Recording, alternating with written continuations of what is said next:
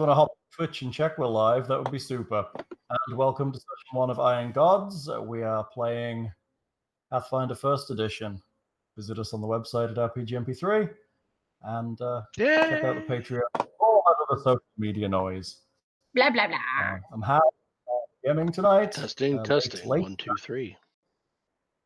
We have introduced thyself in the order I have you. If you can remember, see what order you're in, can you? So we have Leah is stepped out. She will be occasionally stepping in and playing the grippli fighter that we have called Buligup. Now she's asleep. So if one of you would like to go and introduce yourself as a person and the name of your character, we'll get to character descriptions when we actually get into play. Thing, you have the most tenure here. You go ahead. I am Thing. I am playing Alexander, the android mage. Always a funny one. I'm Bill. I am playing Kiernan Fent, also known as Treva Smoyles, the unchained rogue, lawful evil follower of Asmodeus. But that is something that is held close to the chest because he's actually very friendly and is currently working in the marketplaces as sort of the protection money collector. But everyone kind of pays him because he is pretty nice about it, and he never skims off the top. Very heavy on the lawful. And creepy as fuck. Yes, he is he's a fetchling, so he's an outsider. He's weird, aren't they? Everybody's weird. they are basically humans from the Shadowfell. So there's little wisps of smoke and darkness that come out of him every now and then when he's not trying to concentrate on it stopping. So do you have the native subtype, or are you banishable? I am the outsider subtype, but I am not banishable as far as I know. We'll find out when I get that spell. That's right. When I get that spell.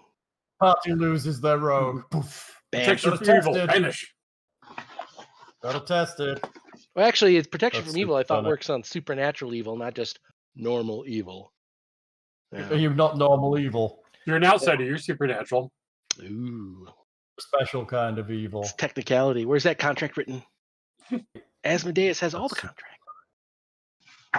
Yeah, we're streaming well. Everything's happy. Huzzah! If you guys are on the stream, you should be able to see the chat as well. And Whitney, you have a piece of paper that I see, but you're hiding or trying to. I don't see anything on the paper. What's your character? So I have never played this before, so I don't know how much of an introduction I'm supposed to give for my character. What's the name? This is just what we would have seen on the streets, or how you may have met us, or what the listeners want to know about you. Because we as players might not know what you're going to tell us, so we might be playing dumb if we have never met you yet. Not playing. We're mostly dumb. It's true. So my character is Tatia Nemescu, or you just call me T. And I am an oracle. I am a human. Only human group. Huh? The only human in the group. I could almost pass for human. You as long as you don't get angry and do that surge stuff. Oh yeah. I'm young. I'm only 19. So some planets I can't even drink yet. Not this one, luckily. What's the age of consent in Pathfinder? Sneaky and deceptive.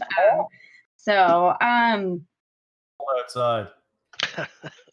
I'm good at getting what I want and getting away with it. So you're just playing you.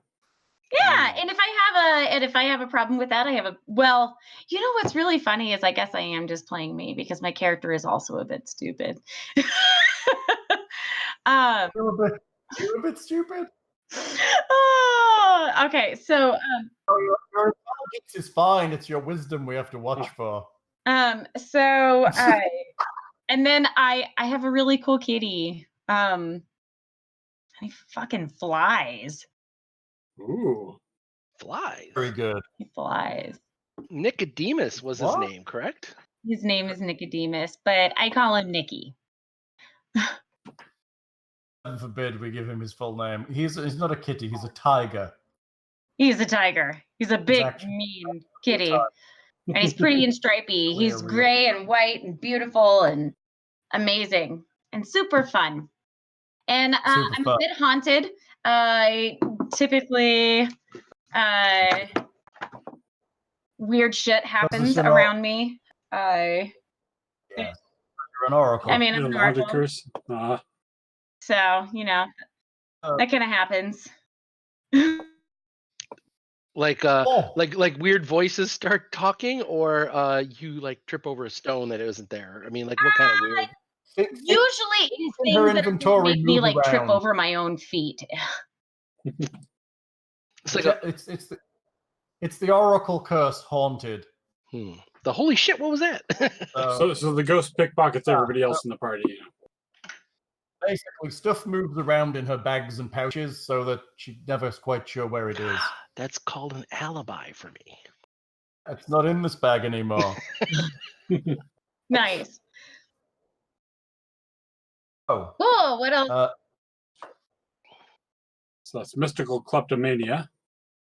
Mystical kleptomania. Let's try and present you with a handout. Hold on. Let's see how that works. Let me see if I have to edit it to allow you to see. Yes, I do. All players. Let me just add this to your journals and add me there too. And then we will save that. And then we will show that. Map torch. Dun, Ooh. dun, dun. Welcome to Torch.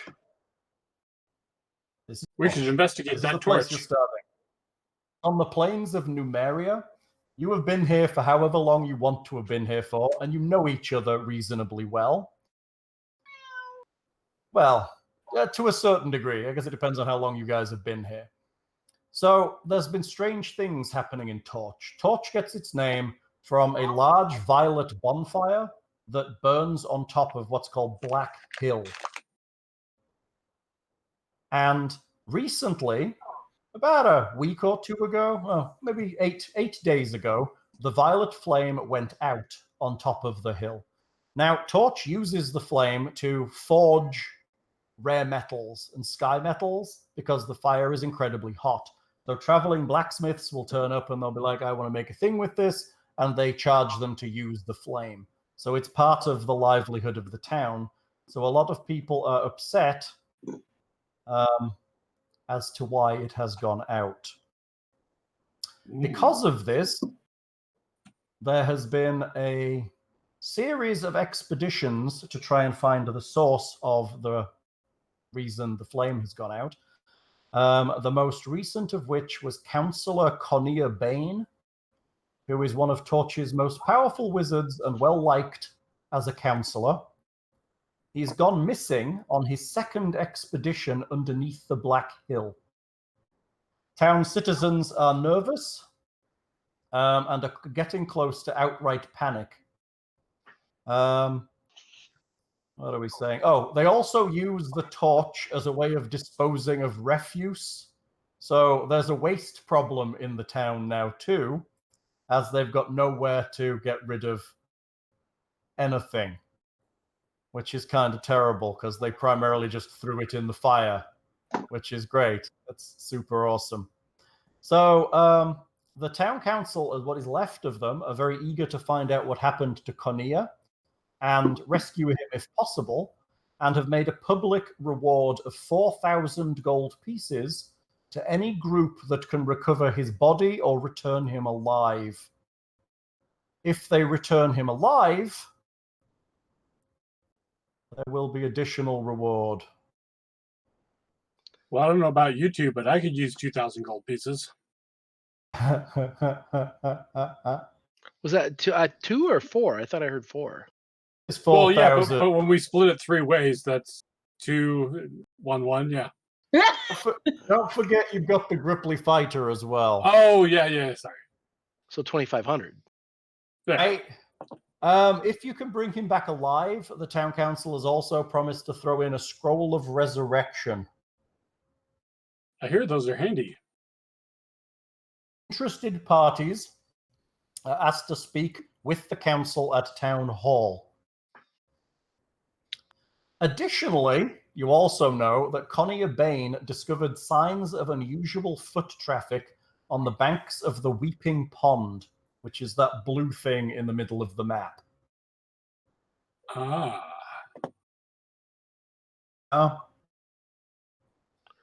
Weeping So, Pond.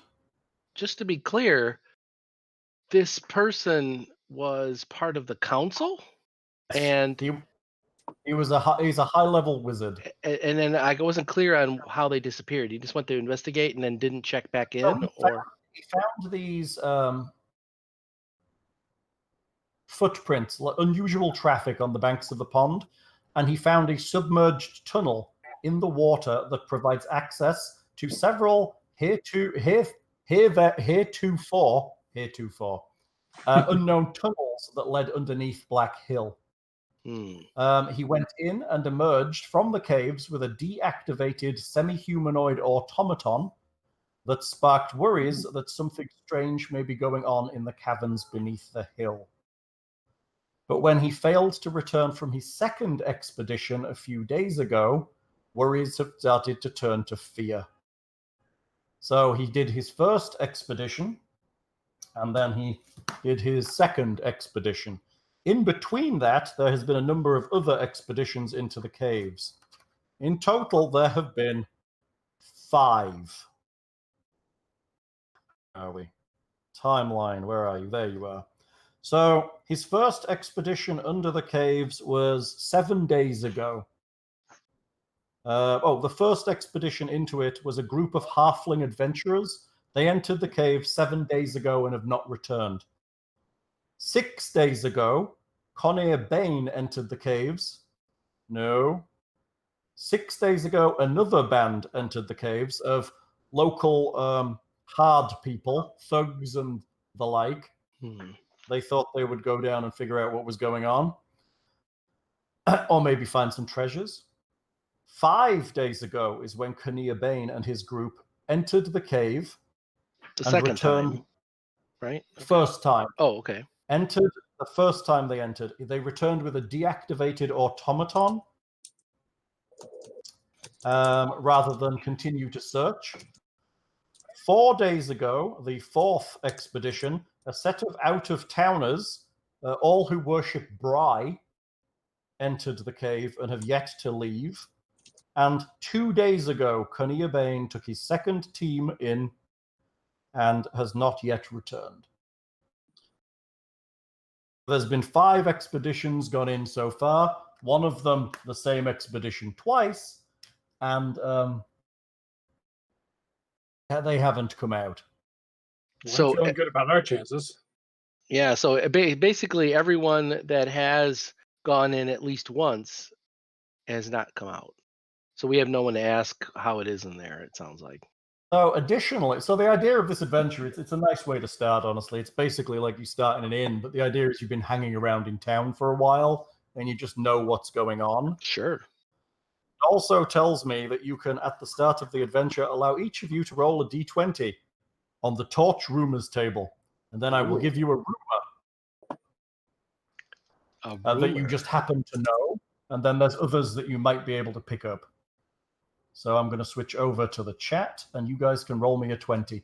For those who aren't sure how to do that, you can either use the dice roller on the left side, or you can just type /R space 1d20. I don't know if there's any modifiers, but I rolled a 12. 20. I rolled a 15. It's literally on a table that has 20 options. Dun, dun, dun, dun. You got the roll. It rolls a 20. So we have Kiernan Fent. He rolls a 12. Kiernan. With a 12. Something's been raiding Seven Tears Farms lately, crushing some crops and stealing others. Whatever's doing it leaves these big round footprints in the ground. That's a rumor you've heard. What do you call Alexa? Alexander? Alexander. Alexander. Oh, the I'm going to say, because I do have an echo in this room, and if you were called Alexa, it was going to cause all kinds of problems. Oh God. It is 75 degrees Fahrenheit with a Exactly, just a conversation through my mic. I have Okay. Oh, Alexander. Garmin's not the usual boss of the not the actual boss of the Rope Fist gang. They're actually agents for the Technic League. Technic League. So I want nothing to do with him. I mean, you're in Numeria. That's where the Technic League hang out. Right. So those not in the know, the Technic League are a group of wizards who attempt to control technology and magic inside of Numeria, and they're pretty mean. kind of like learn the secrets and keep everyone else away from it. Then, eh? Tatia rolled a 10. You didn't hear it from me, but Garmin Uthreth's rope fists have something to do with these problems. How do I know? Well, Ulreth's got his fingers in pretty much everything bad in town already, so why not our latest troubles? So there's a gang of thugs called the Rope Fists, and they kind of hang around here. They're like a thieves guild, a thugs guild. They're just around this place. And rumor has it that a guy called Garman Ulreth, who runs a gambling house, is in charge of them. But there's been no real proof that that's the case. It's not the usual boss. Right. Should we roll for the grippli? Sure. Sure. Roll for the grippli. Does the grippli have a name? Is it Grippli Bob? Or... Oh, that's right. Buligup. Buligup. He's a bully. Let's try that again. A 5. I heard that there's at least one Technic League spy in town. Mark my words, there's a spy.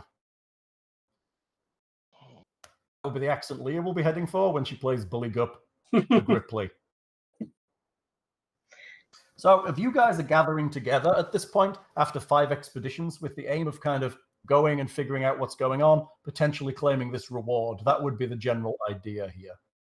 Ooh. Maybe that deactivated automaton knows something about what's going on. It's true. Maybe exactly the my thought. Yes. No. See, I would be like trying to advance my position and advance my influence, and so I would definitely be looking for some fine compatriots or minions to come and help me to investigate. Know each other. I would imagine that this town's not that big, so if you actually stated that you were thinking about it, you might actually look to each other to do this. Yeah, I wasn't sure how close our relationship was, but I would definitely tap the. In town, at least since the fires went out. So the fires may have gone out and attracted people to this place as it's an unusual event, or you might have been here for a while, like you have. It's up to you guys as players. I would think I'd have some free time on my hands because a lot of the merchants may have started to move out because of the lack of commerce. So, I mean, hey, if there's an automaton, I would be looking to Alexander to definitely try to aid me in some of this, because being an android, I don't know how many are walking around town, but he'd definitely be an asset. Androids aren't common. They do pass through from time to time, but they're not very common. Okay. Yeah, all the more reason to have him as the last one probably passed through town was maybe a week or 2 ago, and she came in with some guys and left before anyone really noticed. Oh, it's good you recognize that I'm smarter than you, so credit to you. Absolutely. Everyone is a genius in their own right. Everyone is a genius in their own right. You're thinking with meat. If you evaluate everyone on their climb a tree, a goldfish will live its entire life thinking it's stupid. Surely you have something to add to the table, Alexander. Oh. As do I. Oh, one other additional piece of information is that there's been a number of people in town reporting strange, unusual headaches that have been occurring perhaps for the past week or so. They've been drinking the water. Basically, it's the torch went. Well, you're in Numeria. You should be careful drinking the water. Are these headaches anything that we've experienced? Possible. Every morning there's a 5% chance that you'll wake up with one. So we'll start rolling that from here on out in the mornings. But when you get it, you need to make a fort save, and if you fail it, you take penalties for the rest of the day. Does that still follow if you're immune to disease? Asking for a friend? It does. Damn it. Are you immune to diseases? Of course you are. You're immune to all the things. So, Well, we should. tell me about what's going on. What you guys doing? Well, I mean, obviously, we would need to bolster our ranks in people who are much more armored than we are. And if we're going to be crawling into tight little caves, surely someone with an animal or someone that has good scent, like a tiger, could definitely add to our benefit, as well as a small fighter with a long pole. You're going to talk to that nice Varasian lady. I'm just going to throw in there that my cat is also nocturnal, like cats are. So night vision's kind of a thing. So we're good in dark places. I also am good in the dark. As am I. I'm actually the best in the dark. The grippli. Does the grippli have night vision? I think you might have low light. I've got that too. I have both. Buligup has dark vision to 60 feet. I actually partially create my own darkness. Well, the only person who can't see in the dark is Wit. But I have a kitty, so I just sit on my kitty, and my kitty and I go riding around. Tiger. Battle cat. My battle cat. Thundercats. Oh! Nikki. Especially in full chain armor. The cat or her or both? Right. Well, the chain bikini is the highest form of female armor in the game, I've heard. It's true. So thing is heard. I love that video. Oh my God. Oh. You showed that to me, and I was like, that is literally how I feel in all RPGs ever. There's several, actually. There's several videos that take the piss out of Here's your female armor. breastplate of, I don't know. It's like this big. The one that there's a Dragon magazine cartoon too, where guys in full plate with halberds and pauldrons, and it's like, what? That you have the same AC I do? What?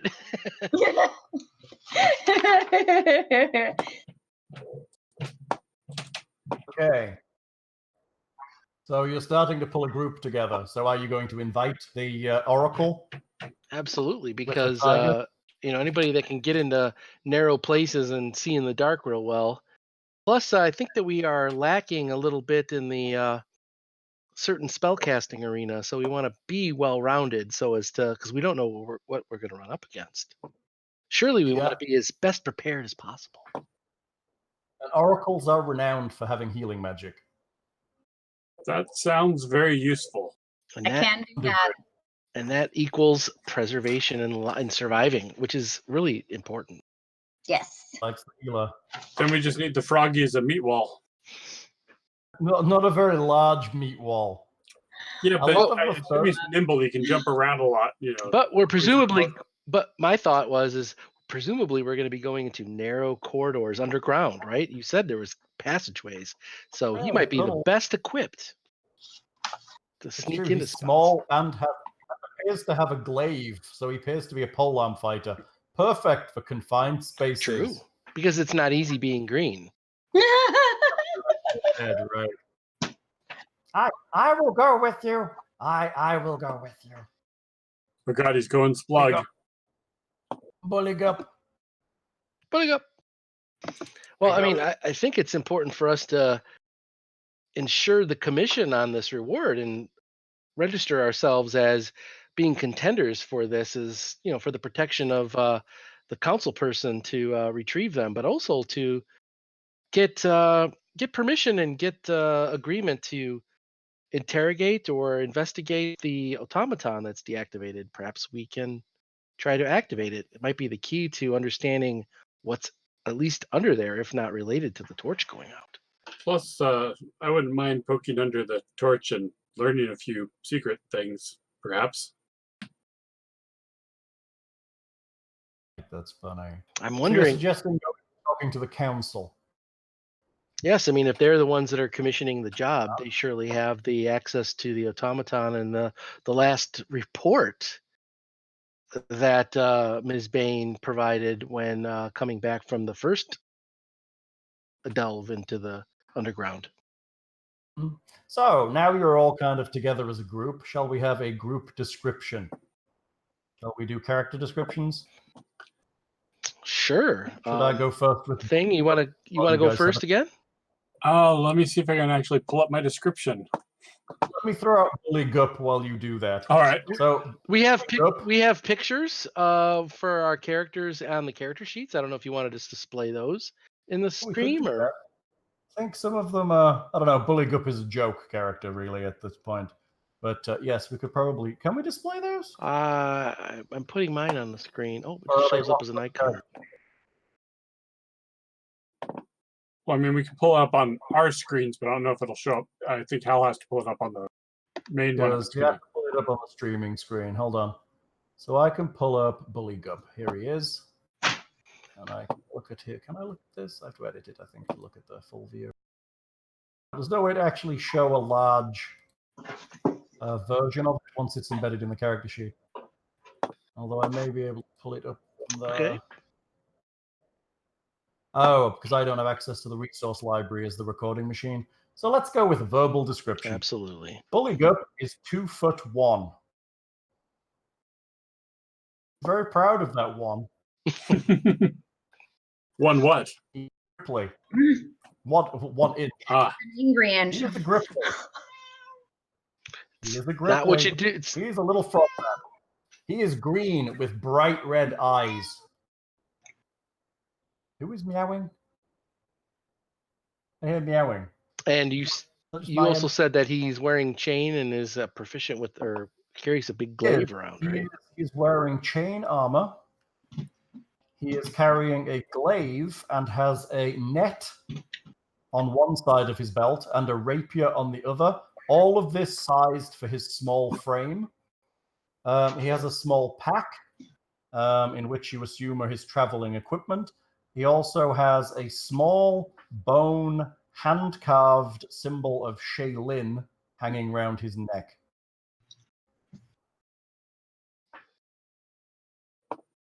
Who's that?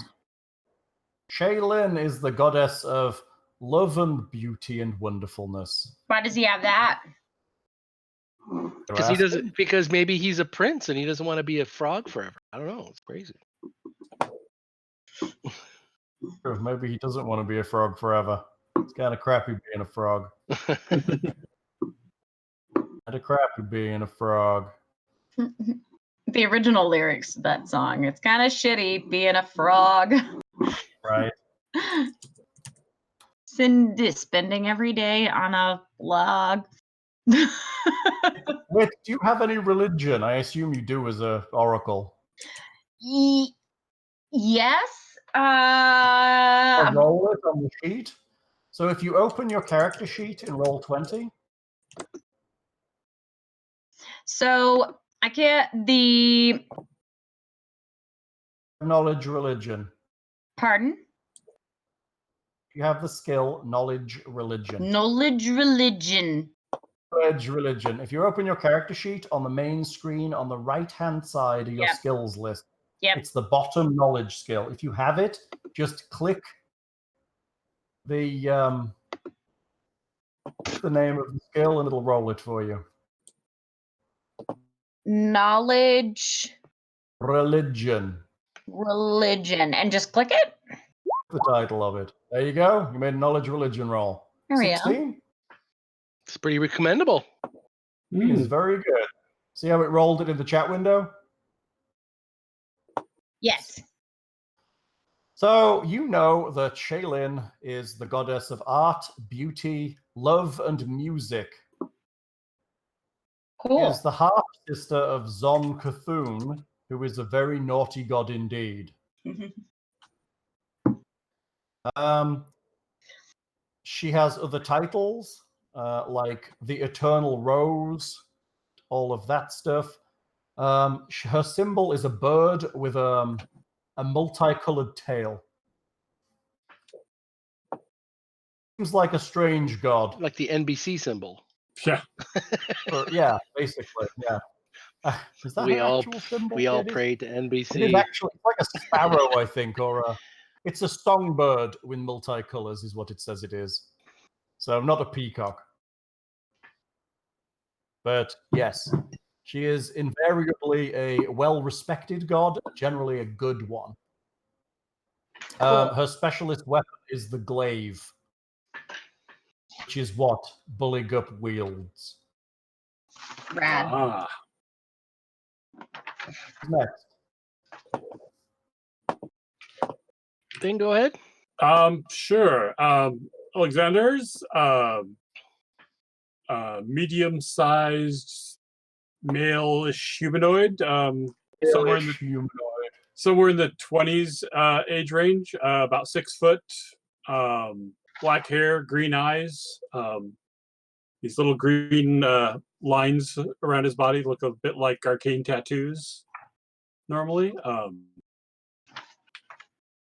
Not very emotive most of the time. A little standoffish. These guys know you're an android. I was just going to ask that. Metagame, are you a human to us, or? No, you probably know. It's probably been revealed in passing, I'm guessing. I'm not too adept at passing anyway, so people will figure it out pretty fast. Yeah, I thought based on what we talked about before streaming, we might have had an ability to have a relationship where we're both trying to figure you out and help do the maybe upgrade this system. Oh crap, that shocked me. Figure out how to screw his legs back on. Jeez, the oil can of the Tin Man. Oh my god, I could put him on in a little backpack like C-3PO. There you go. Just attach my legs the right way. No, wait, I'm terribly sorry. Just wait until we get into the proper type of labs, and then I can modify you guys. Yes! That would be wicked cool. So he's basically dressed in dark cloak, got a dagger and a crossbow, book that's probably in his backpack. He's got a mule to carry the rest of his stuff because he does not look very strong. What's your mule called? Bill. Artax. Oh, hang on. Does it have a name? That's the question. That's nice. Artax is amazing. I love it. I already foresee a death for your mule. And then we'll have Artax the second, Artax the third. But you can't kill him, Hal, because everyone would hate you. They would light up the boards. They'd be like, "You son of a bitch, killed Artax." Again.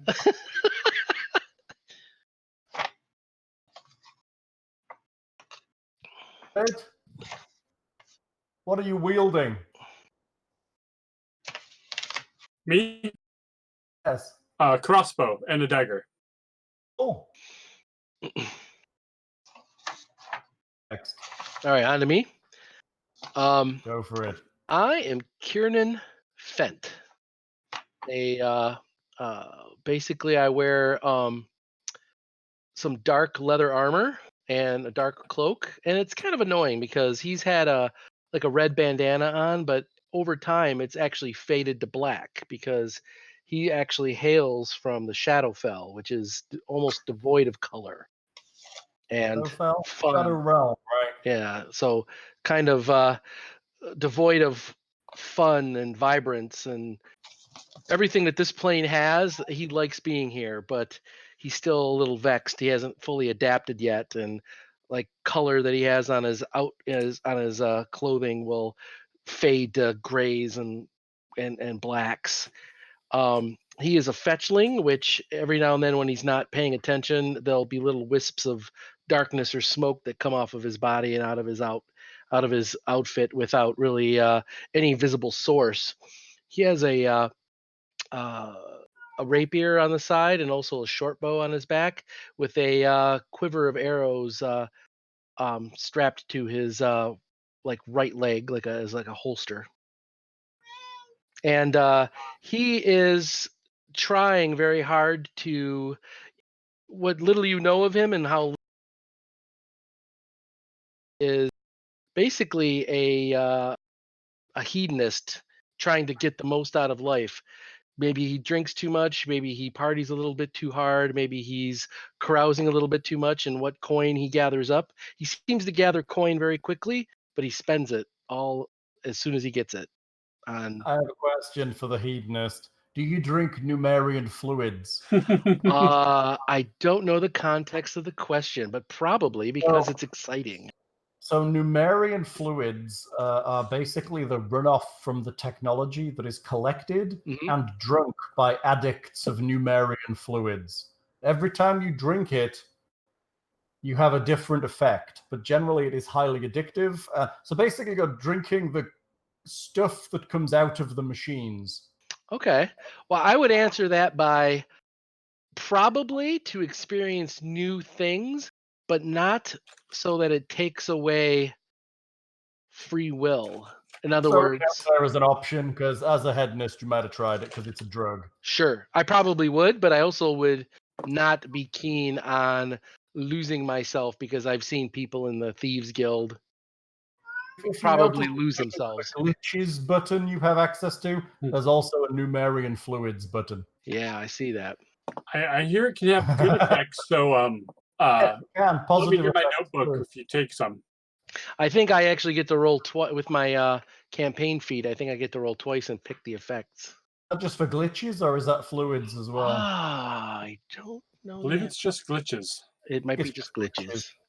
Yeah, Numerian fluids are pretty rough. Or they can be. Well, they can be really great. I think I will say that I would probably answer that with I've definitely have tried it in the past, but I am wary of it because I see people in the streets, the kicked aside, lowlifes that nobody wants to look at, but I see in my line of work, and I don't want to become one of those people. There are certainly fluid junkies in Numeria, and there's probably some in Torch. Sad. All right, wait, what we got? Other than a stripy kitty. What do you look like? Pizza. I know. I'm going to say, which character is Varasian, which means she's technically like, how would you describe Varasian thing? I mean, just to wrap my guy up real quick, I guess I look human, but I'm a fetchling, which is like a human, but kind of grayish skin, so I'm a little faded. You're like monochrome. Yeah. You're like a black and white human on a bad TV.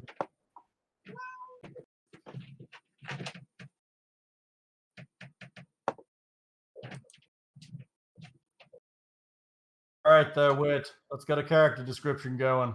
Yes. Okay, I'm sorry. So I am describing Character. My character. Again? The physical description. What do you look like? Actually, you did a lot of it before. Oh, no, it's okay. Sorry. Thank you. Welcome. So, physical description of my character.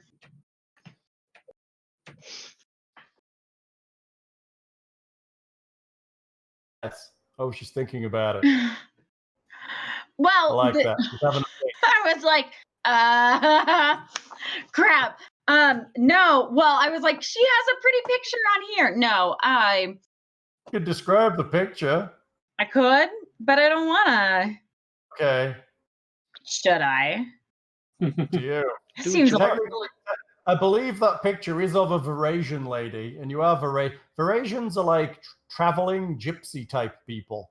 Yeah, like, could be like possibly noble, but you don't have to be royal, and you're out on the road, and you sort of live off the land, and do your own thing, and So with the high charisma, you look pretty, but have a little bit of that windswept, rough around the edges look kind of thing, right? But also she's pleasant as well, because charisma is not just looks, right? Yeah. So she should be a talker. Additionally, she's got probably the best equipment for armor in the game for anyone. Wearing a chain shirt and carry a heavy shield.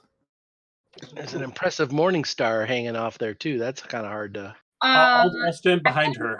Star, and I use star knives, and that. Star knife. And really, I picked them because they look so cool. Now, star knives are what? Shurikens or what are those? No, they're much larger. They're like, have you ever seen Krull? Oh yeah, the glaive. glaive. The glaive. It's like That's the pretty glaive slick. from Krull, except for it has a hole in the middle for a handle. So it's actually a hand-to-hand weapon as well as a thrown weapon. Oh, slick. Love it. Yeah. So they generally, a star knife would mark someone as a follower of Desna. Because Pretty much Desna wearing your religion special on your sleeve at that point, right? You are, but honest, yes. I mean, a lot of people do, right? Because the gods exist, so it's not like you can't do that. And this is the one that I'm like most cool with. Like, there's other ones around. I'm like, yeah, I get you. But this, we get each other. Desna. So Desna is the goddess of dreams and wonders. So she's pretty cool. Well, your And voice cut travelers. out.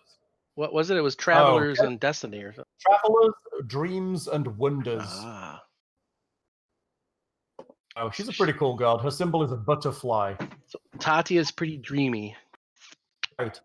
And look as well. So it's traveling and look and stars and all of that whole thing. Thank you, Hal. Welcome. I can help fill in what your god is while you eat pizza. That's not a problem. Okay, so now you know what each other it looks like, what each other can do, what weapons you're carrying, how nice you all are. What are you doing? You're going to the town hall? I think that was the consensus. Yeah, because we want to, one, get registered for the reward so that they know that we're on official business and might be able to get extra permissions and the guards won't give us too much guff. But also, we might want to have Alexander take a look at or try to talk with our little deactivated automaton that might have additional information. Right, you have to figure out where it is first. And maybe see if he has round feet. Right? For that weird little thing going on. So if we're So you're going to ask these people for permission to go do this stuff, how do we know that they're not just sending us to our deaths like everybody else? Because we're special. And you have me. I'm smart. We're better and smarter. Yes. Buligup is strong fighter. Strongest fighter in tribe. Okay, you go to the town hall. It is a reasonably impressive building made out of some metal, some wood, some stone. Like most things in Numeria, a lot of things are repurposed. Traditionally, there would be 5 counselors. However, as when you walk in, you only find 1. Just sitting there. 1. Looking quite glum. You recognize her as Dolga Fredert. Dolga Fredert. Fredhurt. Let me do this, and then let me do that. She is an old female dwarf. Well known.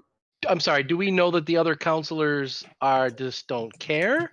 Or they busted out of town, or they're all missing? No, probably heard that. So there's a counselor called Baslundi Otbury, who is currently working with another counselor called Joram Kite to coordinate tending to Torch's growing problem with waste. So Seal Murgrave is apparently at home with a splitting headache. Uh-oh. That a lot of people have been expressing, and Conia Bane is missing. Right. Okay, so I heard somebody's investigating waste. 2 people are investigating waste? People are trying to figure out how to deal with the waste problem, yes. One of them has a headache. The other one is missing. And then there's this lady. That's 5. Okay. Well, one, I kind of want to see what's up with this dude with the headache. But there are headache. People have been coming down with headaches for the past week or so, ever since the torch went out. Does it get progressively worse, or is it? Some days they wake up with them, and it appears that some people are more susceptible than others. The weak ones. But most people have had at least one day where they've had a headache. Who is more susceptible? Elderly seem particularly susceptible, and children have been particularly susceptible, and also anyone who's already sick. The weak. Basically, anyone with a, like, shall we say, in metagamey terms, a lower constitution. Red room. Which is actually not even metagaming, honestly, because that's true. So, Dolga Fredert is leaning back in her chair with her adamantine warhammer on the floor beside her. She kind of rocks her chair forward as you come in and sits a little more upright at her desk. So, I assume you're here for the job. You look like an able bunch. I shall bow deeply, and I will look to bow. No need to bow. Only a counselor, not any kind of royalty. But you're a mover and shaker of this town. You're in charge. You're much higher than us lowly people. But we are looking to raise ourselves up. If I knew anything about anything, I'd have gone in with Kinnear. Maybe he would be back here by now if I'd have been there with my hammer. That is an impressive hammer. I know. If I had a hammer like that, I would hammer in the morning. And I would hammer in the evening. And hammer at whatever time. So then why weren't you there? Is good that, well, someone has to run the town. We can't all be dashing off into the holes in the ground to find out what's in there now, can we? Although I believe the dwarf, I am infinitely more capable than that fool wizard was.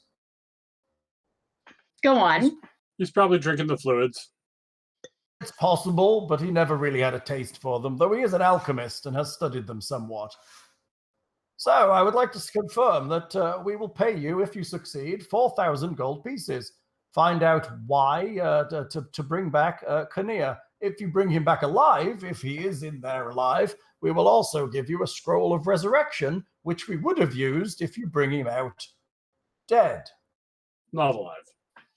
Seems fair. Separately, of course, and privately to groups that talk to me, I would add additional 4,000 gold pieces if you're able to relight our beloved torch. Ooh.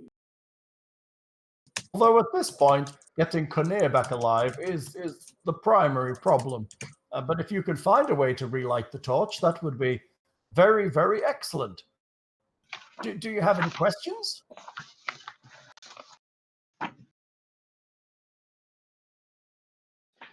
That seems very, very agreeable. And I assume that we have access to the people and, at the same, of course, at the same levels that the guards are able to do. Like we have, is there a signet or a badge of office that we would have to provide to allow ourselves special access? For searching a tunnel? How do you mean? Well, if we have to ask, like we've heard that one of the counselors has had a splitting headache, we want to potentially ask questions about, are there any visions associated with that? It's just like the headaches everyone's been getting since the torch went out.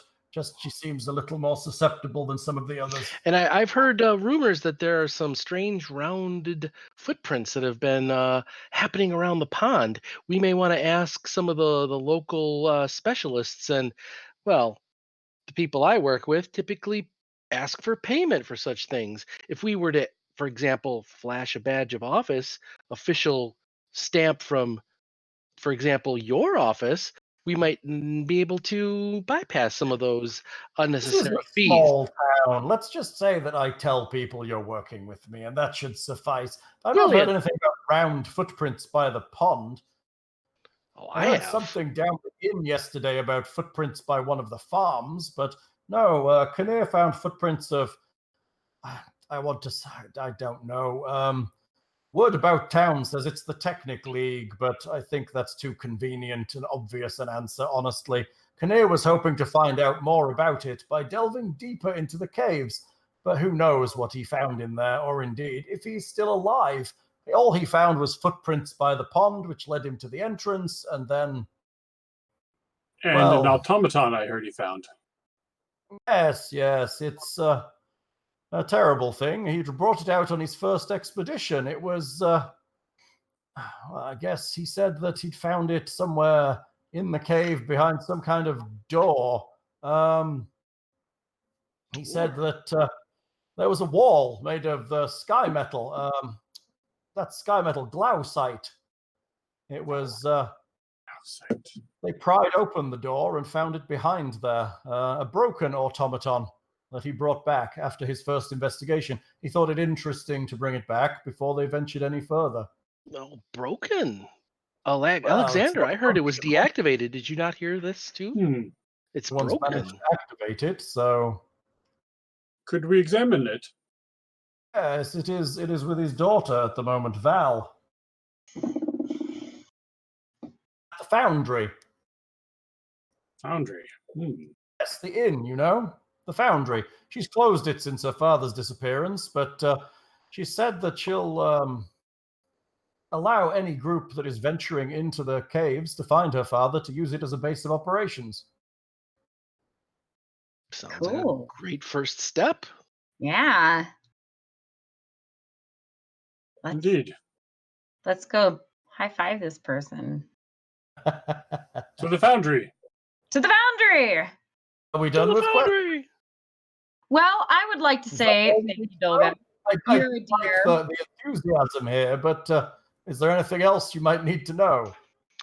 Well, is there any possibility of an advance? Because if we're going to go in there when this come out yet, that might be because they're either trapped and unable to get out or require healing. So are there any healing potions or provisions you can provide? Because some of them have been in there for several days. They might need food and water. I'll tell you what. I'll give you each a writ that you can show to any of the merchants in town for a flat 20% discount on any gear you need to purchase. I wish I could offer a greater discount than that, but it's the best I can do. You are untried and unseasoned. We may be able to negotiate further later, but it's not bad. And honestly, Val, Kinnear's adopted daughter, will put you up for free in the Foundry. She said that you can stay there free of charge, and she will feed you.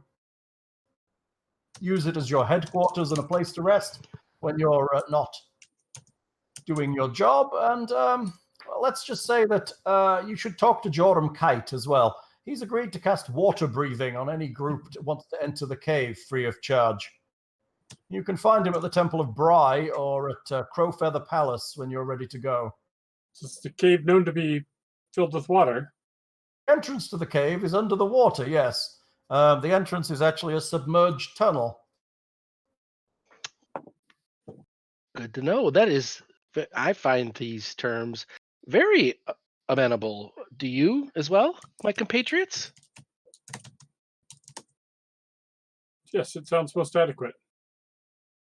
Buligup wants to stab things. I think we're all right.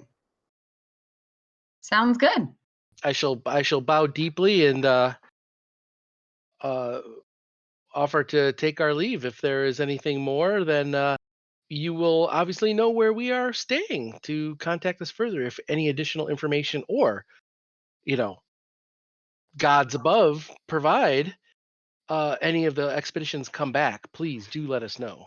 Indeed, and honestly, if you keep an eye out for those expedition members as well, obviously, as well as Kinnear, we are interested in all citizens and persons who pass through Torch, and if you could repatriate them or their remains too, that might be an additional benefit to us. We don't want to leave everyone just rotting under the hill now, do we? We're not savages absolutely here. Good to know. It might put a very different color on the torch fire if it were to burn the corpses of our citizens. That would not be good. Not for long. That thing burns incredibly hot. I will incline my head 7% in a sign of mild respect. As per your extensive studies. Very nice. 7%. I mean, so I'm guessing 0 is directly upright and 100% is with your cheek on your shoulder. It's kind of like whenever your dog acknowledges you said something. It's like, I don't know what you're saying, but it's kind of cool. Good Really doggy. not Ah! Who's a good android? Who's a good android? Oh, good boy, good boy. Are we ready? Yes. Okay, you go into the foundry? Absolutely, because establishing base camp and potentially taking advantage of some of the amenities. Because I don't know about you, living on the street, a bath and some food and maybe a couple tankards of wine would not go amiss at the Mo. Yeah. I, be- Fine. I That's what we believe like. Val is not a. Wine. Oh, all right. Dude. I heard room and board and food. That's what I heard. I don't know. So the Foundry Tavern is one of Torch's most popular venues. But since the Torch went out, its owner, Kinnear, went missing. The townsfolk have had little reason to celebrate. In honor of her missing foster father, Val Bain has closed down the tavern and the Foundry until further notice, reserving the tavern as a place to rest and recuperate for any group heading in to find her father.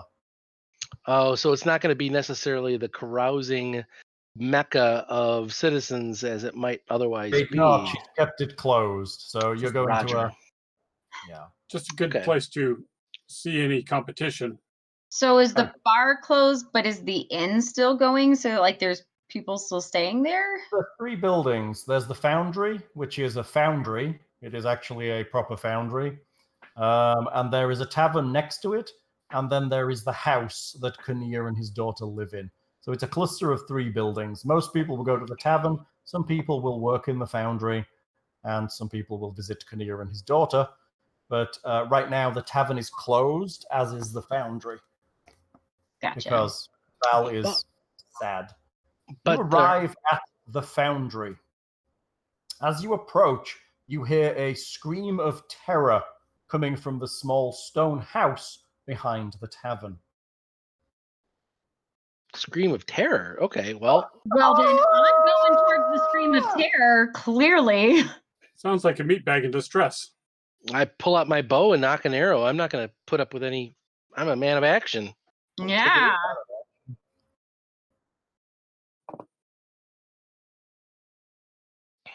No one's on it yet, so I will go to Buligup and say, "Our employer is in distress. Fly!" the map. Something does not sound right. Let's get out of here. I'm seeing nothing. I am seeing. I see a lot of black. blackness. Oh, there we go. Oh, I see it. Off to the right. Dropped you on the map. You okay? You see it? Yep. Somehow I am in front, and I am concerned. And I copied you from the previous I'm map. disturbingly close to the front. Copied you from the previous map. I need light sources on here so you can actually see what's going on outside of the buildings. There is a setting in the characters that gives Oh! vision distance instead of light auras as well. Oh, yes. And I think it's like 60-30 where you would show like because it's 60-foot dark vision and then like low light has 30 feet dim or something stupid like that. Yeah. I don't remember the setting. I know you should be able to see the whole map except for the inside the buildings, but that's my terribleness apparently. Well, I think I don't see any of the buildings other than the tree, the wall, and like what, two windows and a Yes, door. a door. That's the side of the foundry. Okay. Let me take off. Do you have advanced fog of war on? Because then you can Hold on. do what you want. Just dynamic lighting. Hold on a second. Gotcha. As I see Nicodemus sniffing Alexander's bum. And it still does not. There's no smell here, master. It is No treat not for a you. normal bum. Right. That's right, Kitty. It's not a normal bum. It's a very special bum. We love this Wow, bum. look at that. Now I can, when I move, all I do is move the light around. We love our friend's bum. Only every other night, though. Oh, you know what, Hal? There's an oddball circle, and when I move my mouse, I'm able to see everything. That's probably not a bad. That's a bad thing, I think. Oh, that's terrible. That's dynamic lighting not working correctly. Yeah, I don't. I just saw a green circle. There we Whoa, go. turned There we on go. global illumination. That should be better. That's better. I see it. There we go. It's been a while since I Brilliant. used this stuff. Hey, where This is looks it? right. Cool. Okay, that looked better. Yep. So, are these white squares a door or windows? I'm not clear. So the one to the south. Hold on. This guy. Yep. Yes. And these guys are doors. No, that this way. I'm sorry. Your video's cutting. Your audio is cutting out a little bit. Yeah. What was the top again? That was the door. One is the door. Okay. Those are double doors into the foundry. Okay, so I'm gonna pop right here, and I'm gonna wait for someone to. You want the building that is to the north of you and around the corner over in this direction. Past the cart. Past the cart, correct. I'll be right there, covering anyone that goes around the corner. I don't know if we're in an initiative, so correct me if I'm say shenanigans if I'm doing something wrong. Move if you wish. Up and around. Yeah, I mean, I'm gonna poke my head around this corner here to try to provide cover. But if anyone goes around the corner over here, I'm not gonna lead, but I'm gonna cover with my bow. Already my crossbow. Also, somebody is in. There we go. Apparently, Wit's character is the source of all the dynamic lighting. She is the light of our party. It's that smile. Ah! To the west. Okay. Yes. All right, hang on. This is a door that you've stepped by. There are two windows. There's a window here and a window here. Are these like and the middle one covered windows or open windows? Yeah, or? Windows with shutters on the outside, which are open, but there's a window pane. So you hear a scream coming from the inside, followed by a smashing sounds. So my nature, I'm pretty like self-preservation and suspicious.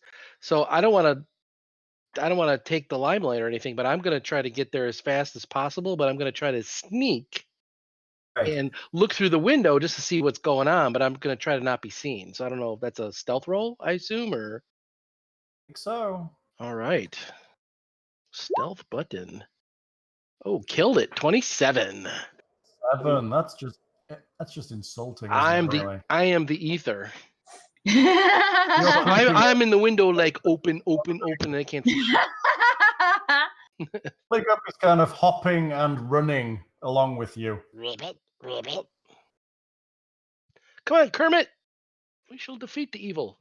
Okay, so he gets to this door. Are you going to open this door, or do you want him to do it? Well, I wanted to try to get a perception check through the window. I wanted to see what was going on, just to get a reconnoiter, you know. So he can be here. He's slightly behind you. you. He can run up. I just wanted to give him some information before he blows through the door. If you're stealthing, I guess, technically. You want to look through that window? If I can. I don't know what the action mechanic is, but if I'm allowed to, I'd love to take a look through first. Let me see here. We jump layers. Hold on. I can show you through the window if I My ultimate goal is if he goes through the door to help, I want to cover him with my bow in the door. But I want to. Oh. Okay. And you see a small room with a door on the opposite side. So it's Colonel Mustard in the conservatory with the candlestick. Is that a statue or an automaton there in the corner?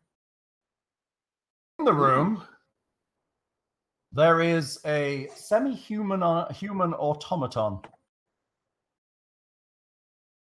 Whoa. Is like the whirling around and smashing things. You hear a sound of screaming from the room. Let's go to initiative, shall we? Roger. Shall we move Whit in a little closer, because she seems a bit to do initiative, we want to select our tokens and then click the init on our sheet, right? But wait for me to pull up the initiative track, because otherwise it won't. The initiative log. track off. Let's move Whit in a little closer with her tiger, because she wouldn't have stood back there, I don't think. Okay, let me find the initiative track. Where are you? Where the hell are you? There you are. You should be able to drag your initiative to the quick bar if you have it turned on. Let me clear it from last time. All right. So if I do that and then click in it. Yeah, let me clear the turn order out. Okay, we're clear. Perfect. Ooh, So you click on your token and then select initiative off the front of your character sheet. That should drop you onto the... Oh, holy shit! Buligup is fast. Buligup is a fast mofo. He's pretty quick. So what? Lots of rolls. 24 for Buligup. I believe that's a natural 20 for him. It seems like it's a different color, so good for him. So You got this, Whit? I need to click Select on initiative. Select your token and then click on initiative. Did it do it? It didn't add you because you didn't select your token first. Oh man, you use charisma instead of dex on initiative as well as your armor class, huh? That's nice. Oh yes, because I'm. Yeah. So dex can be a dump stat, but not really. That's nice. Love it. But yeah, select the token and then hit the init, and then it'll throw it into the turn order. And I think I can add it to the turn order. So select my token on this. I've added you manually for this time. Yeah, I tried to do that with Gary the Oracle, and then I realized I couldn't aim for ranged with anything, including spells. Okay, so I tap my token, and then do what? And then you click the initiative on your character sheet. It's the INIT word on the first main tab. Oh, hold on. Okay, so tap my token like the little girl. Picture of you on the wall. Yeah. On the map. This one. Yeah. So I tapped that, and then I had like 3 little dots that popped up. No, ignore that and open your character sheet, and then just click initiative. Okay, so now I'll make you guys and I'm tapping initiative. I'll make you guys a macro to do that rather than having to mess around with this. You can also drag it from your character sheet down by the glitches button because that's the macro bar. You can drag it off your character sheet and just have initiative at the bottom. What? We'll have a lesson later. Okay, you're in combat. Did I do anything? Did I do it? I added you already manually. Did I? Yes. You did it? I did it. Thank you. Malfunction repair drone. Yeah, I did. Whoa, she became a 24 all of a sudden. Oh, because she re-rolled. That's okay. 24. That's awesome. Who's the higher initiative bonus? Roll, okay. Well, hers is a nat 20, so. Can I have my second roll? Yes, it's added to the thing, so yes. I want to be as cool as Tatia, man. She's cool. I'm just gonna say, like, things just happen for me. Somehow. Well, she has a high charisma, and I have the heat deep drawback, so I don't know. There might be some. I don't even really have to try. The universe just saves me and makes me look cool all the time. That's how it works.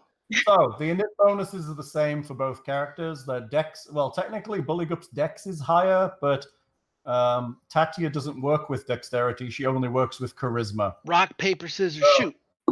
And she critted Right? roll. So as Buligup is an NPC, let's let Wit go first.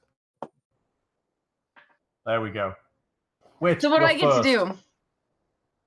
What do you want to do? You have 3 actions in a turn. You can move. You can take a standard action, which is to attack, to throw a thing, to unlock a door, to do all that stuff. And you have what's the third action? Oh, you get like a minor action that you can do. Yeah, swift or so, Bill, you're Kiernan Fent. You're already at the window. Correct. What have you been able to figure out so far? Well, I mean, I would have stealth. So unless he's yelling back and breaking that potential, he might have signaled back that there's something inside. Okay, so I guess I want to get closer to take a look. I mean, to be honest, not the metagame. We don't we've just started working together, so we're not like seasoned veterans yet, right? So I think I would have looked in the window and I would have hold up like one finger and pointed, and however you make of that, like there's one person in there, and I didn't like like freak out like there's like people being attacked and all that, but there's a window in the way, so I can't like shoot an arrow through the window. I don't know. One person, hold Well, 1 second. Yeah, I feel like I would still want to at least check it out. It sounds like he's not freaking out, so I'm not as worried to come up and see what's going on. Yeah, because I saw this guy trashing the room, but I hear screaming, but I don't see like someone being like eviscerated, right? Like, I mean, so You hear screaming from in the same space, but you didn't see anyone in there yet. right. Okay. It's because he's already absorbed her. Oh, you have a movement rating. I believe your movement is 30, like standard humans are.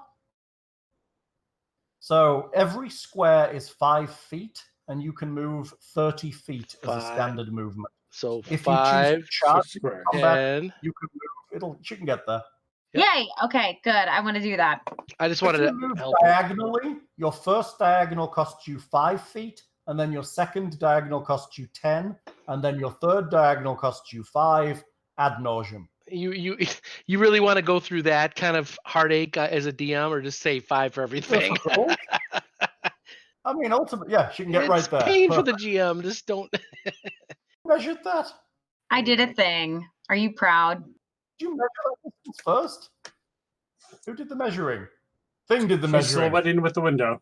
So you see what I see then, basically. However, You see a small room. It may have been a dining room, but all the pieces are smashed to bits by this robot that just seems to be spinning around.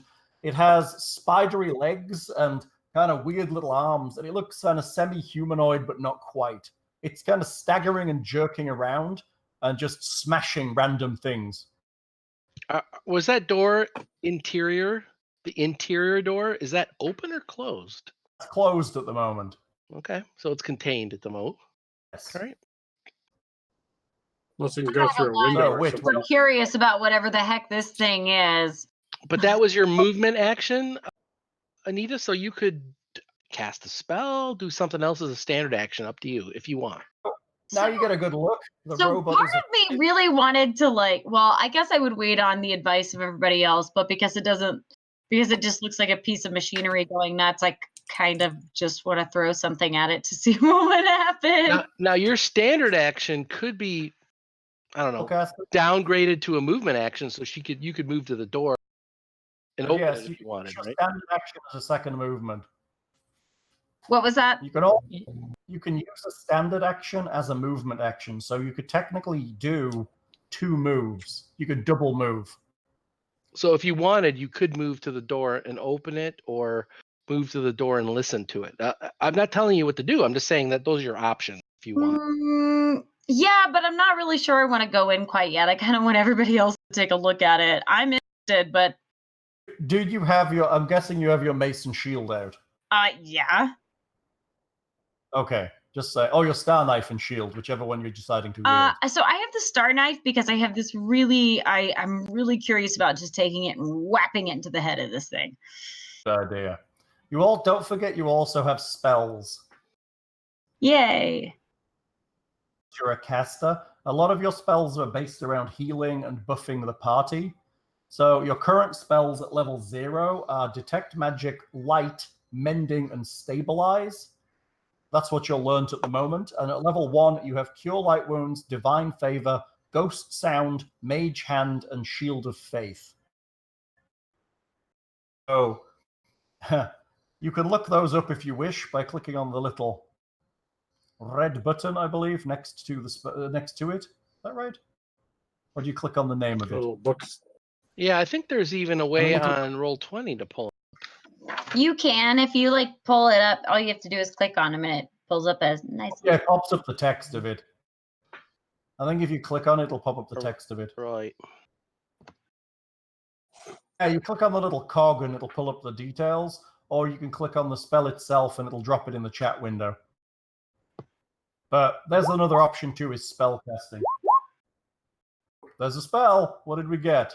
Oh, sorry. That's okay. That's fine. What was that? You're just pulling them up right now. You're not necessarily casting. It doesn't take anything off of you. So you just pulled up light, for example. It tells you what the spell does, and it's all nicely laid out there.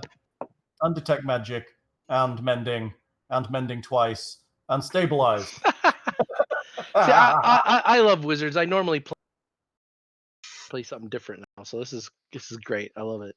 An oracle, right? So she's got all this clerical stuff. They're amazing. I love oracles. Okay, so what you doing, Whit?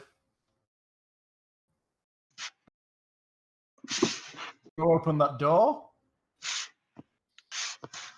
Think about yourself as what you would do as a character. There's someone screaming. Are you worried about this person trashing a room? You can assume that the scream is definitely female, and it's most likely Val. And it's not this room because I looked in here and she looked in here and there's nobody in There's a here. lot of smashed furniture in here, though. She could technically be underneath some of it. Okay, but can she make or whatever, since I'm there, make a perception roll to see where's the sound might be coming from? Do perception checks. Roll as the perceptions. All right, let's do perception. I assume I'm too far away to perceive at the moment. Well, I mean, you can listen, but the sound's just coming from the building as far as you're aware. 15 for me, and I'm at the window. Right, what'd you get, Whit? For what? Perception? So we want to see where's the screaming coming from? This room underneath some of the rubble, or in another room we can't see right now? Stuffed in a small trunk. Yeah. It puts the lotion. It's the gimp in the trunk. Where do I find perception? Skills again? Perception. Yeah. So if you just click on the word perception. Okay. Whoa, dang! She's overshadowing me again. She's awesome. Both of you realize that the sound is coming from the same room as this machine, and Tatia notices that there is a leg sticking out from underneath what once was a tabletop in this corner. Over. Okay, we need to pimp slap this thing then. All right. Yeah. So I want to try to chunk something at it to make it see if there's a window in the way, so you'd have to break the window. Okay. Or alternatively, go through a door. Then how about we go through the door? I'd rather go through the door. You could move to the north here and open this door. Okay. And that would, I believe that would end your turn. Okay. I want to open the door. Move 2 squares to the north as your standard action, and then open the door, assuming it's not locked. Okay. So you might have to go through other things. Okay. Cool. What do you mean? Right. No, nothing. Yeah. I mean, she's like, "What are you doing? What are you doing?" I'm like, "What are you doing? What are you doing?" It doesn't open directly into the room. Yeah. It opens into kind of a nice little rear room with a table. You can assume this is the dining room. The other room had a table in it, which is now destroyed, but this is clearly the dining room now. There's nothing wrong with it right now. You actually see, looking to the south slightly, that thing in the room has been damaging the wall as well as the stuff in the room. It seems potentially possible that it could break through the wall if it's left to its own devices. Dude, Alexander. The outer wall or the wall between the 2 rooms? Alexander, can this happen to you, Alexander? Are you going to go break shit up? I've been known to before. Can I just go running at it with my Morning Star because I'm tired of looking at it spinning around? But you can't see it right now. You're going to need to go around and get to the other door. Ah. Okay. So, Buligup. It's his turn now. He is going to... Does he have 30 feet? Or does he Actually, Buligup hadn't gone. No, that's what I'm saying. It's his turn now. Oh, okay. Sorry. In the turn order, 'tis the Buligup. And is Nicodemus keeping with Tasha? Or? Yes. Nicodemus will move in Wit's turn. So I would suggest you take your tiger with you. Thundercats home! Don't forget your tiger. Meow. Hobbs. Actually, as Grippli, his speed is 30, which is interesting. Really? Moose isn't very fast. Apparently so. He's very quick. He needs Red Bull to is give that him gonna be a wings. He can jump right through that window. move? Move on this Drunk sheet? kitty. Oh, yes. Go at 30. So he is going to move 1, 2, 3, 4, 5, 6, and end up here. At this point, he is going to draw his rapier and prepare for combat and wait before Rapier. proceeding. Fancy. Yes, because he's in close quarters and he doesn't want to fight the thing with his glaive in that tiny room with somebody else there. Big up Pokey! Nah, All right, that's his turn at the moment. He's preparing for combat. So Kiernan he's Fent. readying an action for naughtiness. He is. He's getting ready if in case anything comes near him, he will stab it. But other than that, he is waiting. What would you call that in the prior podcast, Hal? Stabby What? McStab face? Right? Stabby McStab face. Waiting. God, I've been sitting cross-legged too long. Okay, what are you guys doing? Well, what are you doing? Bill, Kiernan. It's I thought Alexander went. Isn't he on 7? Oh, You're on 16. Oh, that's right. I went on I'm sorry. I went first, so I didn't think I went again. Sorry. No. You're looking in the window action, and then we drop to combat. Right. So people are going in the door. I am going to. sorry, Gosh, what I want to do is shoot him through the window, but I don't know how much damage I'm going to be able to do to break this window. You'd have to break the window first. It's going to be difficult to shoot an arrow through the window. Exactly. So what I'm going to do is I'm going to move through my peoples. 1, 2, 3, 4, 5, 6. So I'm going to move in. I can't see it because I think Wit token is the one that's showing the vision, but I'm going to be at the edge of the door. I think you're right. I think you all need vision turned on, honestly, for this. Sure. I'm going to fix the lighting. Hold on, let me add vision to you.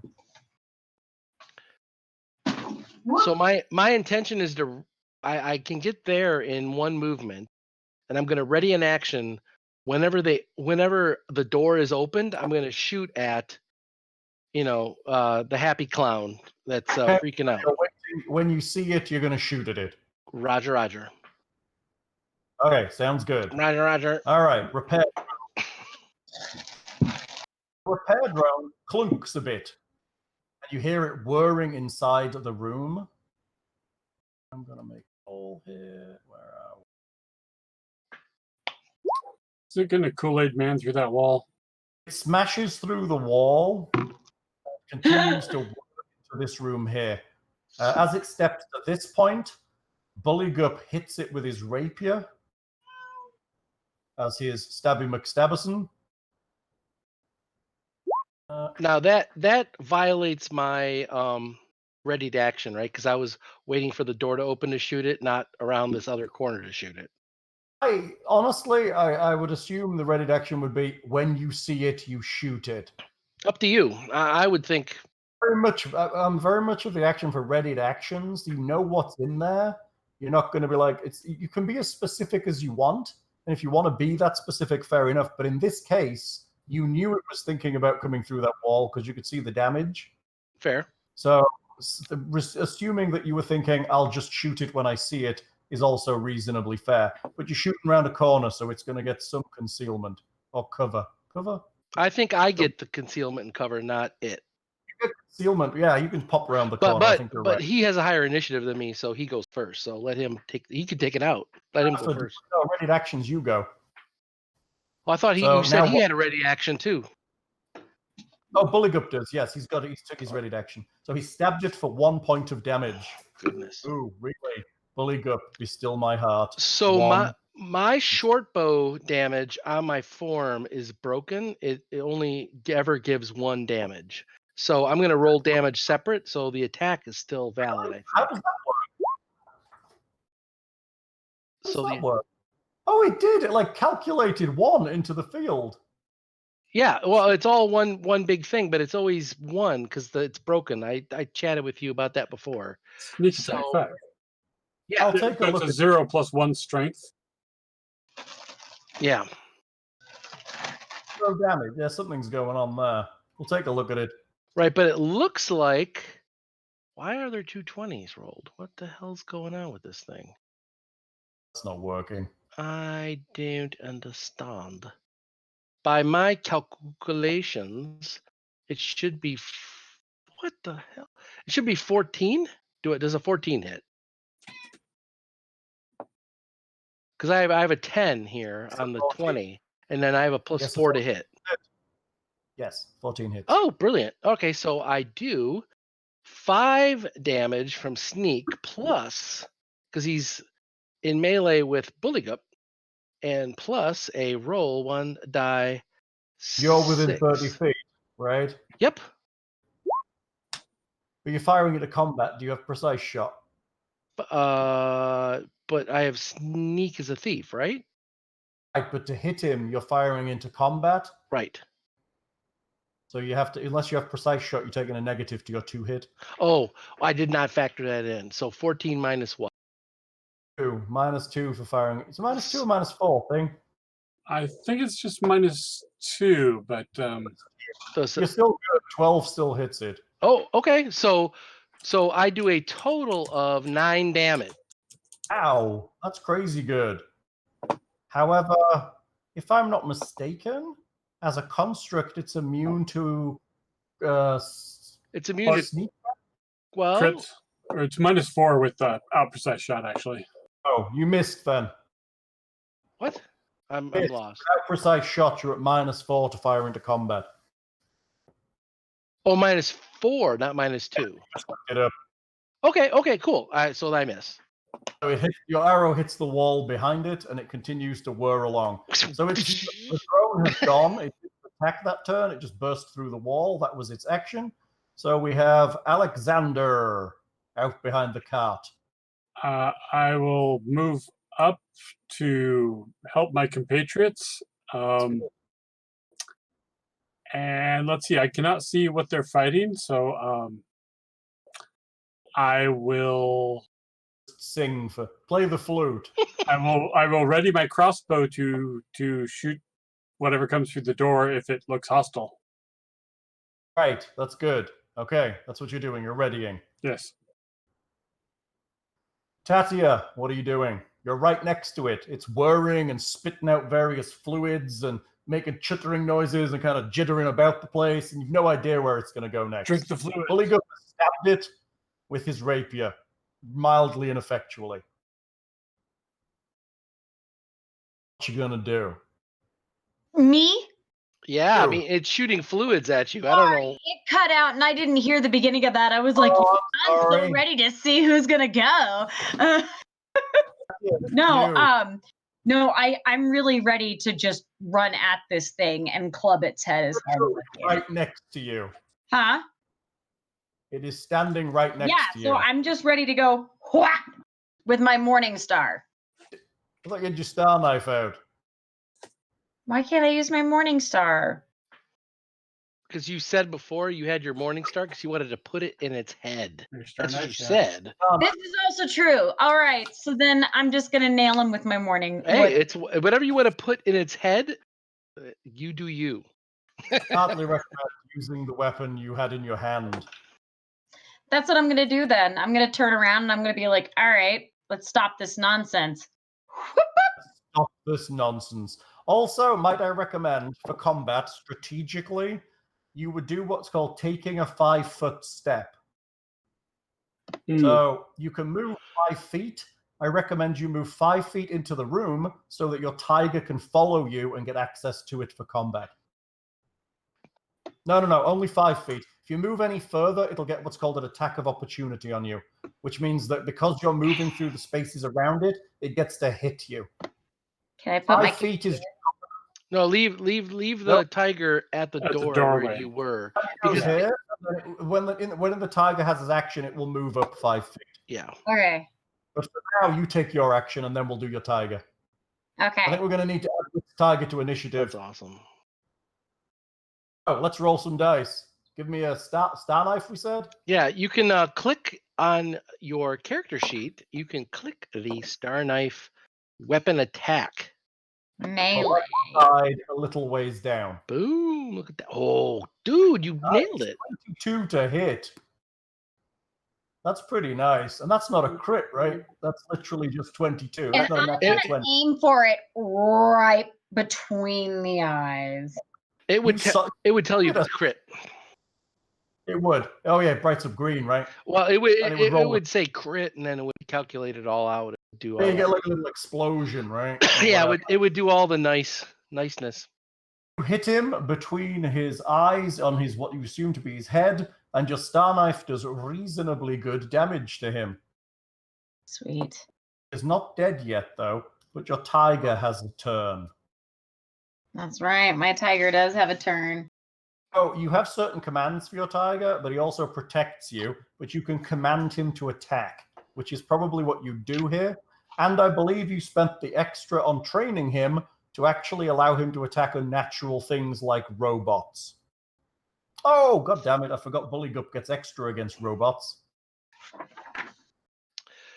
Kiernan Fent is going to listen to see if there's any safe word for this for this kitty cat in case he needs to use it later. Sure. Stop! Safe word. Blue dolphin. Blue dolphin. Oh man. So sweet. Red room of pain. So he has bite and claws. So I guess so the claws, it says claws ×2. Does that mean I get to do it twice every time that I do it? Correct. So he has multiple attacks because he's a tiger. Nice. Most creatures with natural attacks can attack multiple times.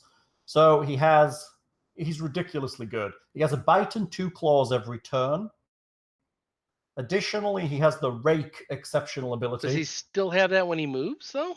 Or oh, you may not, yeah, you're right. He may only get 1 attack because but it's only a 5 foot, so it doesn't count as movement. It's combat movement.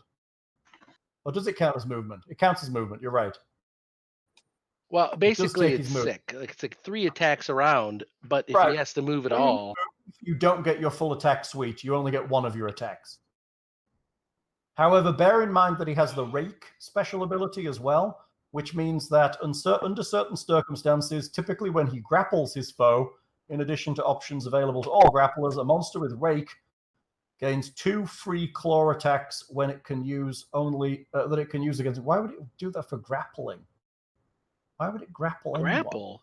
Usually, it's like if both attacks hit, then there's the addition. Then the back legs also attack for free, right? That's what I always read. But a monster with the rake ability must begin its turn already grappling to use its rake. That's weird. That is weird. I've never heard that. I'll have to look into that one. But the tricks you can use with your animal are attack unnatural, which means it will attack anything, including unnatural creatures. Like robots or undead. Jellies, that kind of stuff. Down, which means the animal breaks off from combat and backs away. Flank, which means you instruct it to attack the foe you point at and always attempt to be adjacent to that foe so you can flank it. Heal, which means it follows you. Sneak, which means it can make a stealth check. And stay, which means it stays there till you come back. Wow, that's awesome. Right now you're using attack, I assume. That's awesome at first level. Yeah. She's a Lunar Oracle, and one of their abilities is to get an animal companion that is ridiculous. It's much better than like a flying tiger. Ranger. Their selection's fantastic. You can get a shark. I can have a shark. I can have a crocodile. I can have a boar. I can have a bear. Could she have me? She could have me as a familiar. I could have a wolf. I could fetchling for. I could be an animal companion. Rare. She'd have you in a heartbeat with your charisma. So, if we're talking about what my kitty's going to do, I definitely want Kitty to attack. Okay, so he moves in 5 feet. Because he moved, he doesn't get his full attack suite, but that means he does get his bite attack, which is the one I would recommend because it does the same it has the same to hit as the claws, but does more damage. Yeah. So he steps in 5 feet. Move him in. Oh, Move him in. oh. There we go. And Geez, roll sorry, on the I did cat's that. Sheet. Sorry. Oh, and roll on the cat sheet the bite.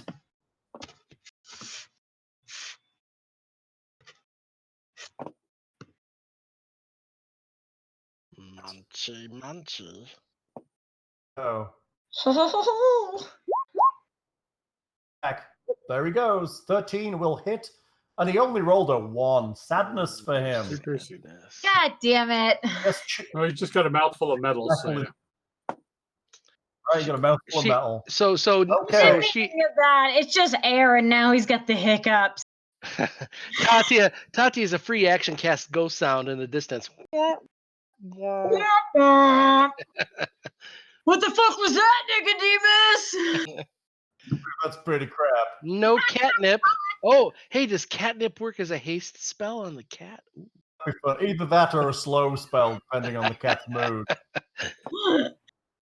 Okay. Buligup. He is going to, I guess, attempt to stab it again. What else has he got? He's a fighter. He stabs stuff. It's his job. Okay.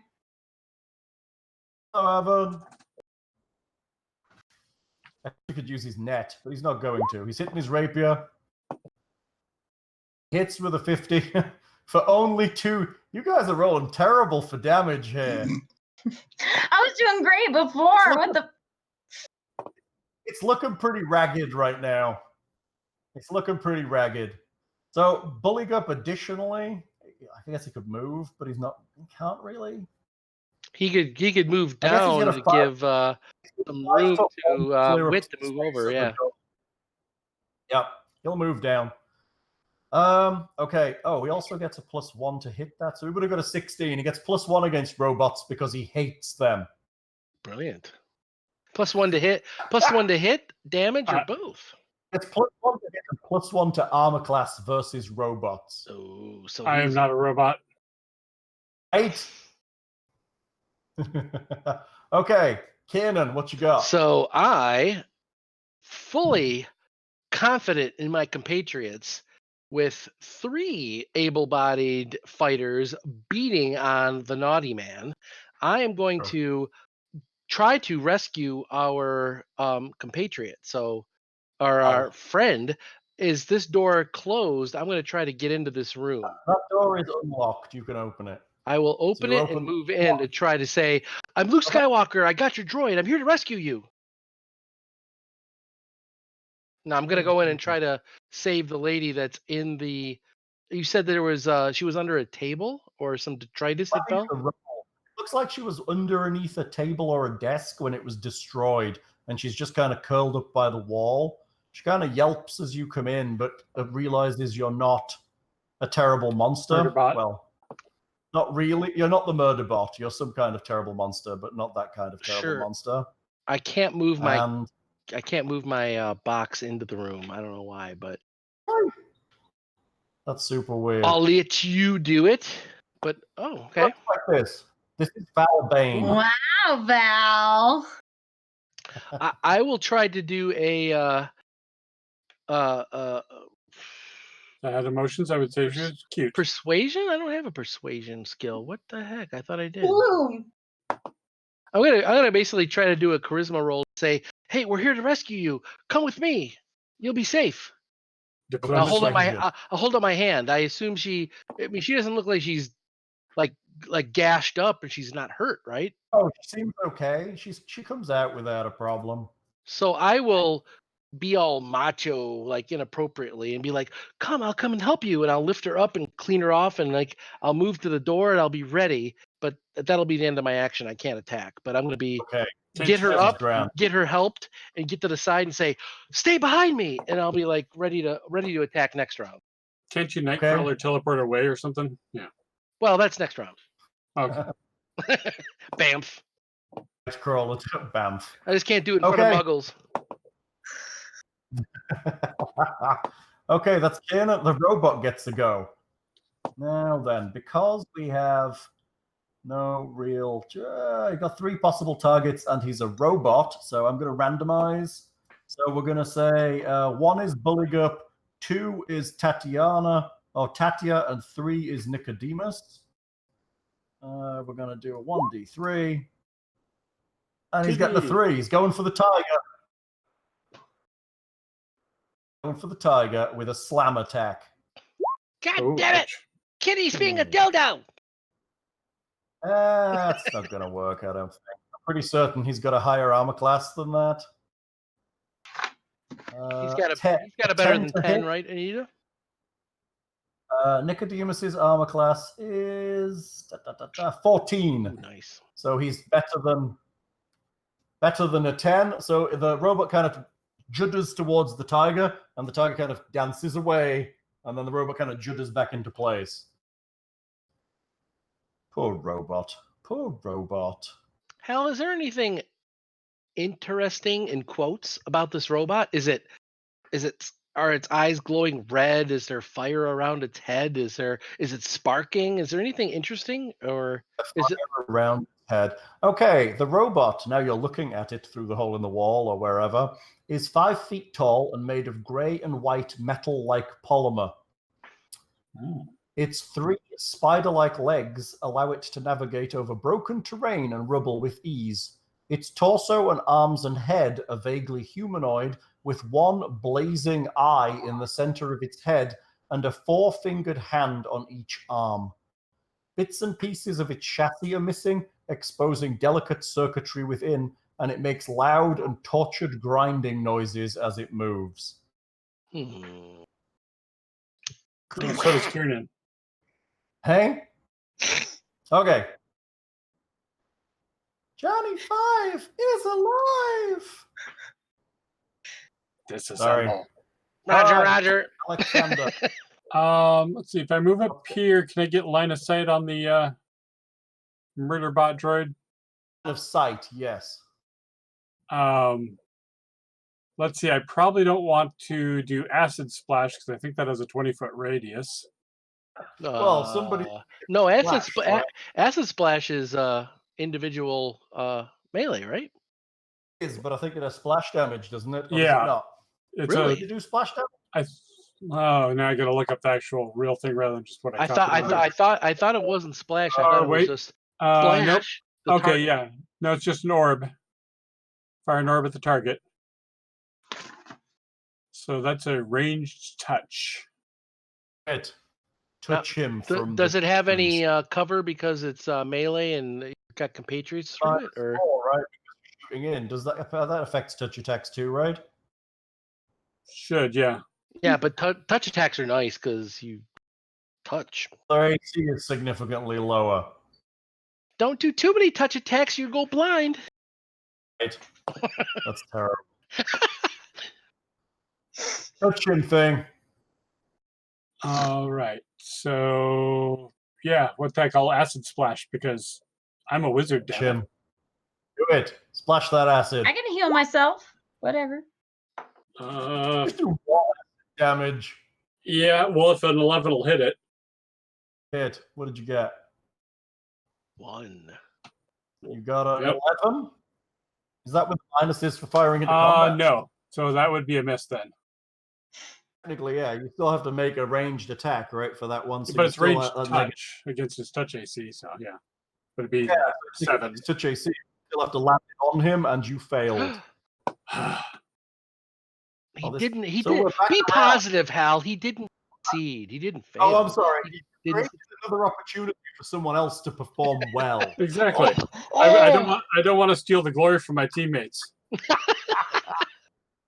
Your acid hits the wall behind and kind of just starts to drip off of the wall as it disappears in a magical poof. Look out! I think some of its fluids are corrosive. Narfing on this. Yeah, the verbal component for this is This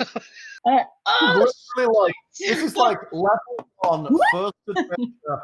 Go dump an initial combat.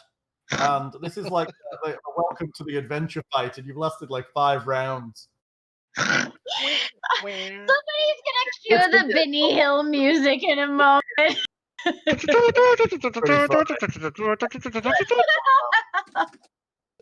Tatia, what you got? All right. It's up to you. It's up to you, Whitney. Take it out. You can do it.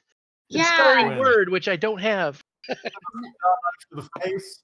I mean, I don't have anything else to do other than go right at this thing. You're a combat character. You're combat capable. Yeah, so I'm just gonna swing at this Mo. Try to hit it in one of those exposed areas. Yeah. You should try to do that. What's that? It's like try to hit it in an exposed area. I feel like I want to try to jam something, maybe. So cold shots are basically impossible in this system. Just wang it with your star knife. Pow! It's just useful, obvious advice from a compatriot. Right? Try and pull those wires out. Hit it with your star knife. Let's go. Do it. Make the roll. Roll them star knives. You too can be a star. You too can knife a star. A 21 to hit with 4 damage, and that's on a 1. That's pretty nice. That's a nice weapon. I might want to learn that. He crumbles. His legs kind of buckle into him, and he kind of judders to the ground, and then he just kind of gushes out black fluid on the floor. He kind of stops. And I want my kitty to sniff it. Okay. He sniffs it. Okay. Not drink. No. Be bad. Oh, geez. Crack addicts will go up and go. Oh, my goodness. Yeah, this would count as Numerian fluids. You have to drink a pint for it to actually make an effect, which I think is pretty terrible. Yeah. It's like drinking a pint of weird fluid out of a machine. Never sounds like a good idea to me. I don't know, man. I've been to have some craft beers where I've drank a pint and I'm like... It's true. I mean, there's some craft beers that I'm thinking I'm drinking shit out of a machine. Yeah. True story. However, Golden Drock is not a bad beer to have. Golden Drock is a good beer. I'm still working on that case of Trader Joe's wine I got last week. $2 chuck. Piece of Trader Joe's wine. So we vanquished. We vanquished a foe. Do we hear any other? I don't know if it's a perception roll, but do we hear any other smashing or screaming? Okay. While they're doing that, can I try and repair the bot while they're? So I mean, I'm gonna do the charisma with the lady, and like, I think you're safe now. What happened? Like all concerned. Which I am. Like, what happened? What's going on? I don't know if we broke initiative, but that's. You have broken initiative. You're good. Oh, well, thank you. I don't know what happened. That thing that my father found, I was just in the room and it went after me. This was the deactivated? I don't know. I've never seen something do that before. Well, we're hired by the town to help find your father. Actually, we came here straight away. And was this what he found in the catacombs below, and it just activated? We heard it was destroyed or turned off. Is this what that was? Apparently it wasn't. Apparently it is definitely not turned off. Okay, he looks kind of surprised that his fellow patriots in arms. Kind of gives Whitney a high five, or goes to go high five. I don't know if she's going to leave him hanging or not, but charisma roll for a hang, or does she give him a high five? I think it'll be good. I don't know where Whitney is. She's there. Funny. Yeah, there you go. Virtual high five. If you're going after my father, I would like to offer you the tavern as a place to rest. I'll feed you, and you can come back and leave things here, and I'll look after them for you, and deal with anything in town that you might need to deal with.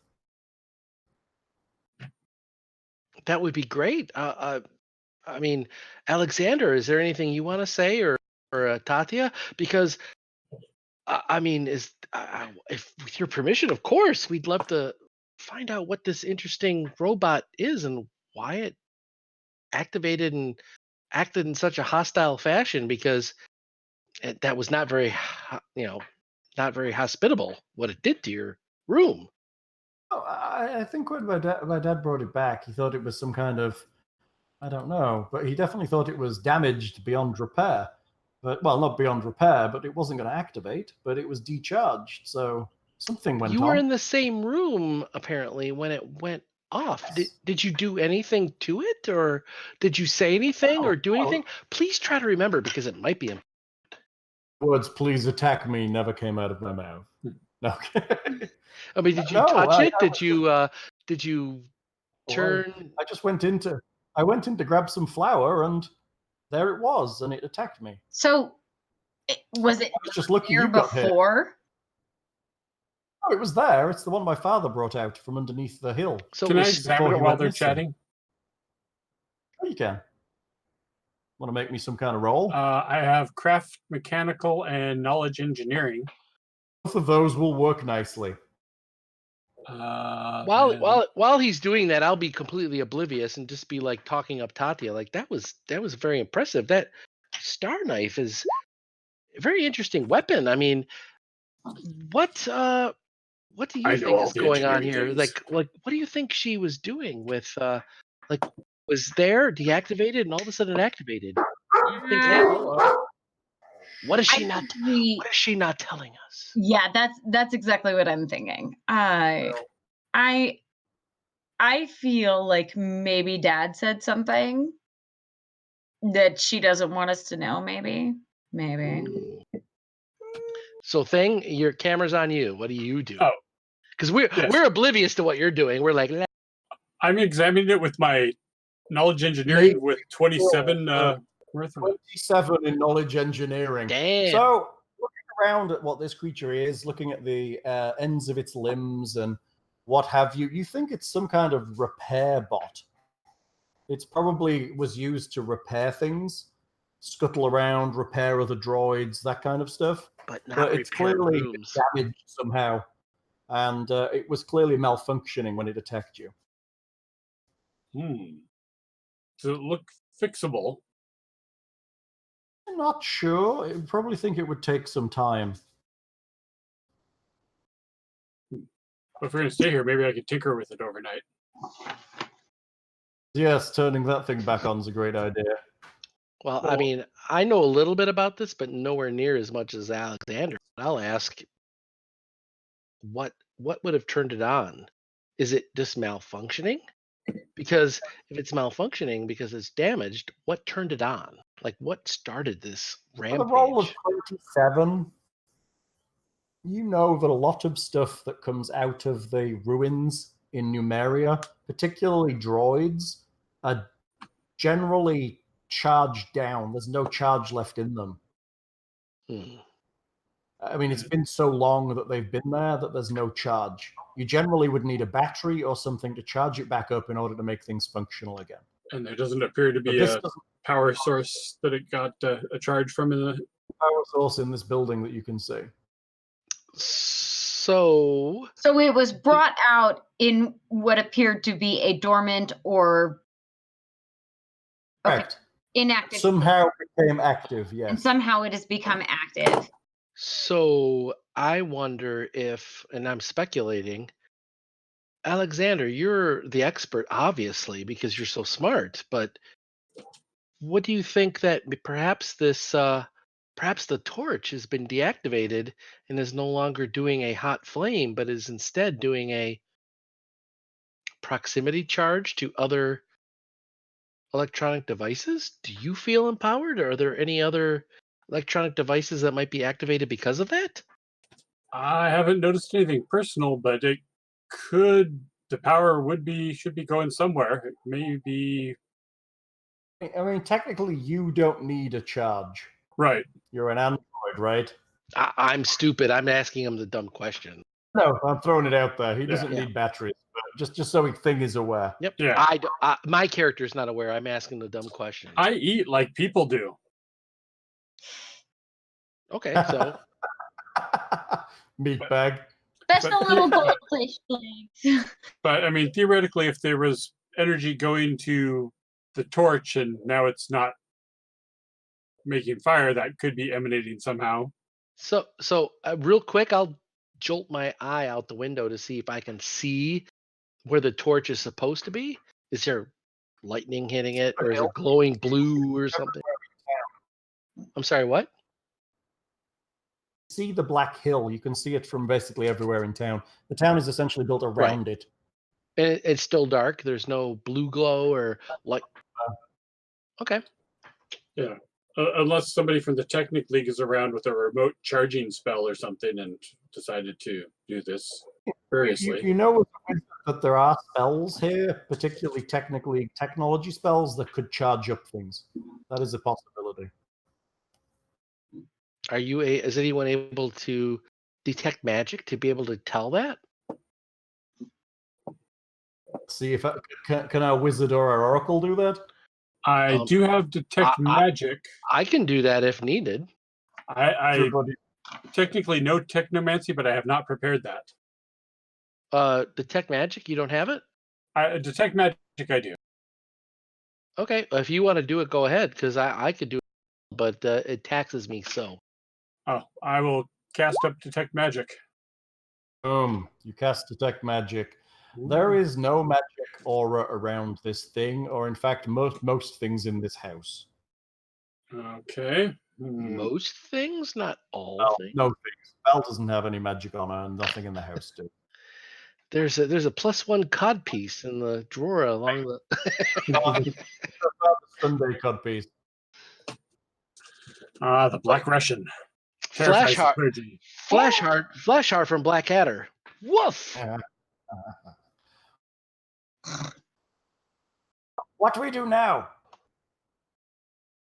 Well, I think we continue on with our original intention and set up base camp, correct? Poking the robot with his glaive. Well, Alexander, this is your expertise, but I mean, I was planning on setting up base camp, and I mean, I'm sorry, I wouldn't forget, but Bill has. Val? What's the NPC? Val. Her name is Val Bane.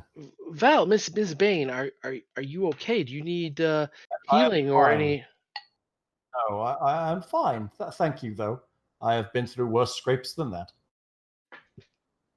But still, your home is something. She's a Kelly. She's a plains barbarian. Oh my! She has the same. You recognize that she's a Kellid barbarian. Whoa! It looked like she was how old is she? It looked like she was a hobbit in the picture. She's pretty young. You think we put her somewhere in her late teens? Okay. So aren't the Kellid barbarians normally not too fond of robots? Right. But as you mentioned, she's adopted by Cunnia Bane. So it could have been that she was brought around this. So I'm gonna give a knowing look to Tatia and look towards Val and say, Miss Bane, please, we need to understand how this came about. Did you do anything in the room? Did you touch it by accident, even unknowingly with your foot? Or I've been around things like this enough to know not to play with them. And honestly, no. I just went in and that was it. I just went to get some supplies and then it attacked me. I think it was just waiting. I don't know what it was doing. Maybe it was charged and we didn't realize. Did it attack you, or did it just start rampaging the room and you happened to be in there? Honestly, I think it just started randomly destroying things. It started to hack at the house a little bit as well, but after it destroyed all the furniture, I just dived under the table and it knocked it over. It never really went for me at all. It's not typical repair behavior. Oh. That's good information, though. That means it's not programmed to kill. It really is severely malfunctioning, Alexander? Is that your prognosis? Probably. It could be poorly programmed to kill, but poorly programmed to kill. Or programmed to kill poorly. Yes. Most likely it's aberrant function. Well, destruction has its own end. Miss Bane, is there anything else that your adopted father brought back from this? Is there anything else we should be concerned about in this area? Anything he may have said, written documents he brought back? Didn't bring much back at all. He talked about what was down there a little, but he didn't really tell me much. He said he found this behind a glausite wall that was down there. He said he pried open some doors made of glausite. Tell me more about that. Yes, please glausite tell tell Tatia all that you know, and meanwhile, Alexander will look at the droid, and I and Buligup will, of course, clean up here, and we'll work towards cleaning up the room again to try to get her in our good graces. Buligup, no like cleaning. Numerian steel. Just stand there. I'll do it. Okay, sounds good. Okay, so my father, he said that there was a cave behind the water, and in there was huge vermin and other scavengers, along with some strange humanoids who had the ability to blend into the shadows of the cave walls. She also said there was a nest of gremlins down there.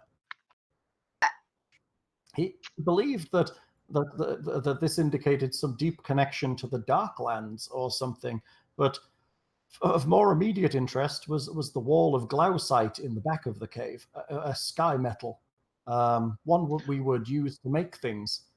He said that it was the kind we mined from the hills and the surrounding plains, but this was formed into the structure of walls and doors.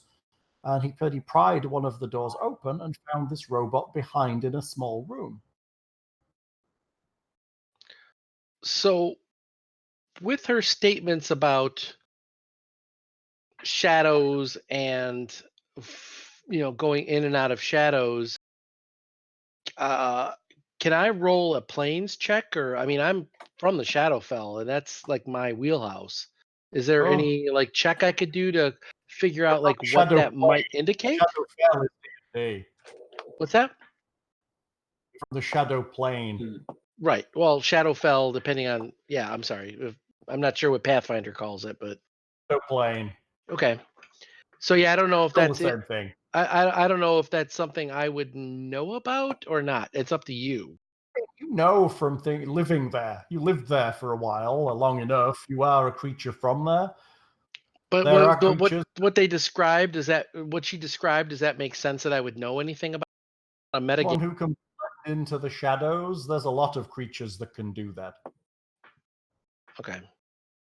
Humanoid creatures, yes. You can do it to some degree. There are definitely other creatures that can do it too. It could be fetchlings.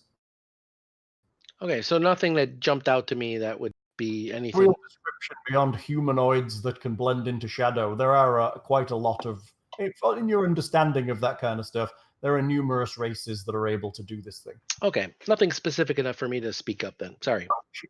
No, she's not giving you a first-hand description. I just know it wasn't. It probably wasn't you. Didn't kill you dead, I promise. Since this robot has been double disabled, is there any chance to salvage something from it? It's possible. You could take. There's parts. The problem now is literally it is destroyed effectively. So any parts out of it, you may be able to find something, but there's not a lot left of it to a salvage, and it's very, very old. Could Alexander's mending repair some of it? Mending repairs a single item, so you would repair a part of it, but it wouldn't repair the whole robot. It's too complicated for mending. Make whole, on the other hand, would probably have a good go. And that would be a good attempt if I had either of those spells at the moment.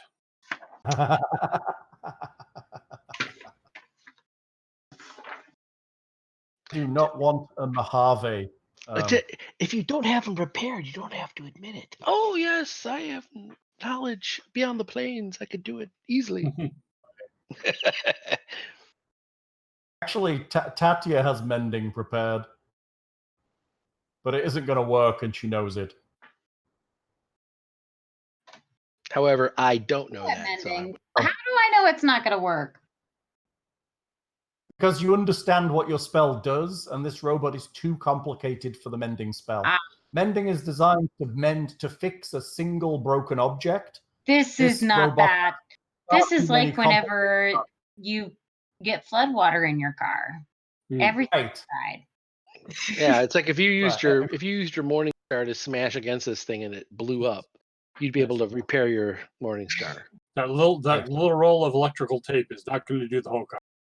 If it So can't be there is fixed a with spell- duct tape, it's broke. There is a spell called Make Whole that would do better at that kind of thing. It's for more complicated stuff. Okay, so There's we're a little doggy. Who is that? Oh, Is that your new dog? War Pig. You have a new dog? It's Hera.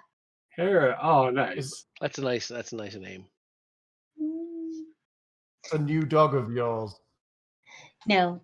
Yes. It's someone else's Yes. dog.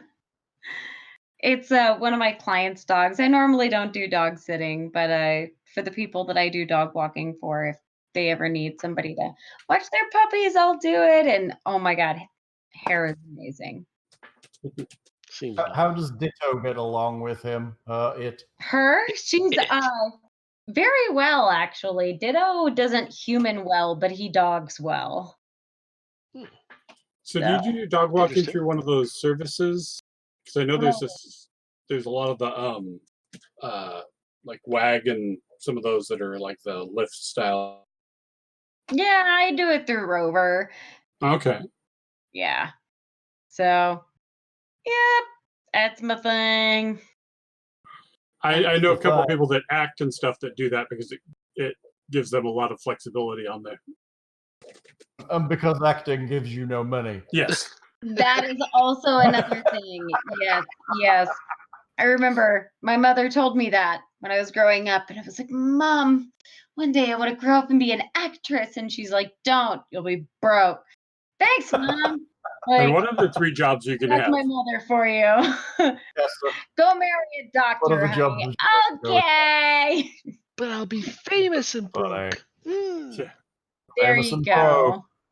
Oh, you'll just be broke for 20 years, famous for 1, and then go back to being broke. And yeah.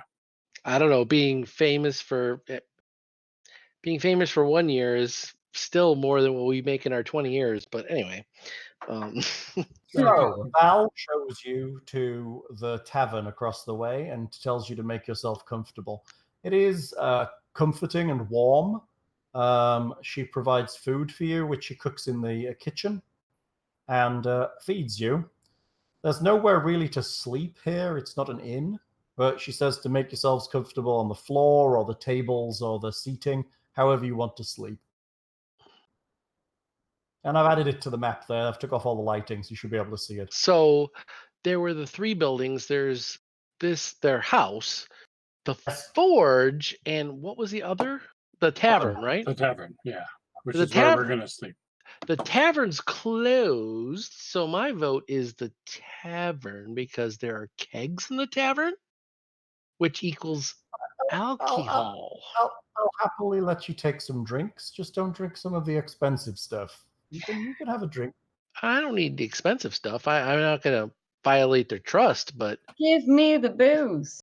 I mean, it loosens me up. So, I mean, so Tatia, like, tell me about yourself. What astrological sign are you? You know, it's, Oh yeah, well, while I'm scratching under the chin of the kitty. Your yeah. arm. Well, I'm definitely not a Leo, if that's what you're asking. Simon the Tiger. That's the star sign. I mean, she was living the fight, whatever the lyrics are. Eye of the Tiger. No, but I mean, basically, we'll set up. I mean, I was just gonna set up base camp. I'm planning on drinking quite a bit and chatting up getting to know our compatriots a little bit. But I don't want to. I don't want to assume that they're gonna stay in the tavern with me. But I plan on. Plenty of day left here if you actually wanted to continue to do things. Oh. But Val will bring in bedrolls and we'll set them up on the ground if you don't have them. And she'll bring in blankets and try and make a comfortable space for you.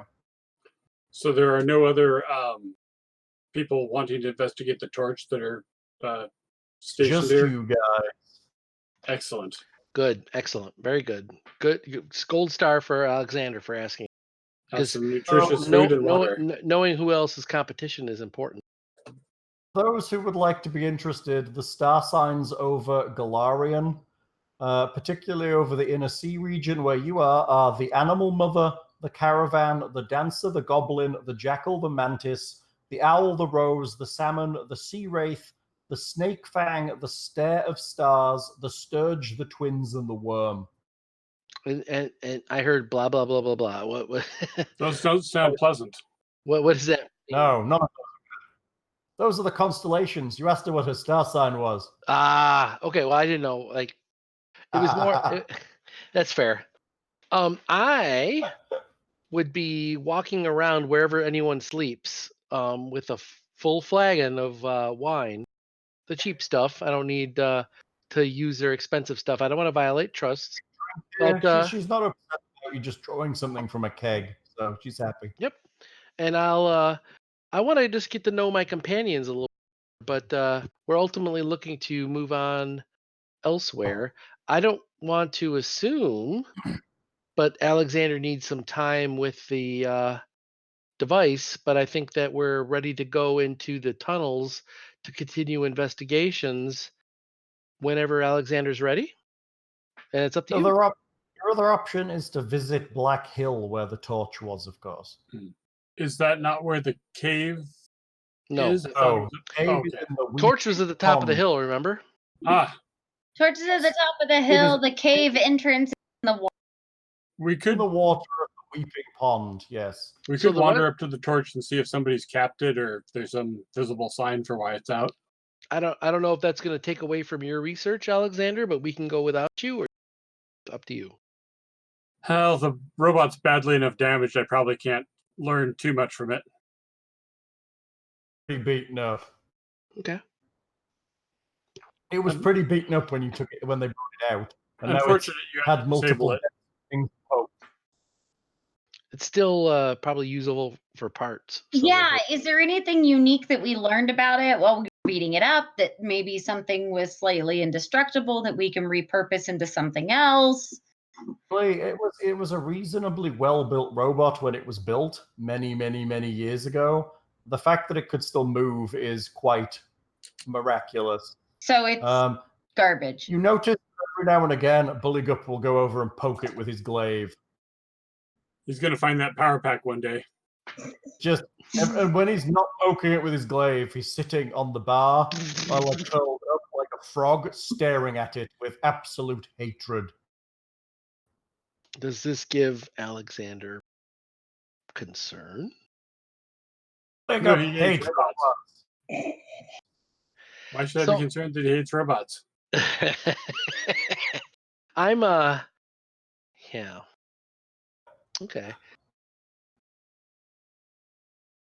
All right, so let's go check out this. Let's go check out the torch, and also I want to check out the. I heard that there are footprints, weird, rounded footprints, that are by one of the farms. Right. Now I want to check that out to see if we can identify that as natural or android. But did the Android repair droid have round feet? Oh, they're kind of pointed like a spider's leg. I assumed so when you said spider-like, but you could have had. So you going up Black Hill? Yes. I'm up Black Hill. Well, I mean, the hill where the torch is pretty close, so we can probably check that in. Yeah, you just climb right up it. It's not a problem. It's right there. You find the top of the hill completely abandoned, with the road that ended at the blackened hilltop pierced at the center by what appears to be a relatively small 5-foot diameter sinkhole. Is that the sinkhole that's normally there, or is that? Nobody's really aware of what's normally there, because normally there's a great gout of fire coming out of it. Fair. But you assume this is where the fire came. The hole has collapsed in on itself, forming a funnel-shaped dent in the ground that's relatively deep. The bottom half of the depression is filled with a strange, rippling black fluid, the surface of which swirls with a prismatic sheen. Now and then a bubble forms and bursts, giving vent to strangely incongruous scents like vanilla, burning wildflowers, crude oil, citrus, vinegar, and countless others. Still, or is that new, or has that always been the case? Oh, no, normally there's a big fire coming out of this hole. So Right, we but don't know what the hole smells like other than burning. Yeah, Kiernan, normally it's what do you think that fire might taste like? Normally You it wanna smells try like Trogdor. Now it smells like vanilla. right. Or not burning wildflowers. Or every bubble has a different smell. Could we fill a flask from it, or maybe Buligup would want to check to see if there's robots down there? No robots in there. Buligup, no stupid. Is there anything we can collect? Because I have some. Collect. You can certainly collect this fluid. This would definitely fall into the category of Numerian fluids. So I need to collect an entire pint, or like I don't know, Want a to file. actually drink Numerian fluids for an effect, it will take a whole pint. Otherwise, you can drink a little and you'll feel a bit funny, but a whole pint is what you actually need to drink for an effect on the Numerian fluids table. I'll try to gather a pint worth. Or Realize what does a wine flask or a wine skin hold? 1 pint, 2 pints? I don't know. 4 pints? Sounds about right. The wine's, Ask I think Google. it holds about 4 pints. Whoa. Pathfinder water skin. Clothing and containers. I should just use the one on Archives of Nethys because it'll be easier. There you go. Bags, boxes, and pouches. Water skin.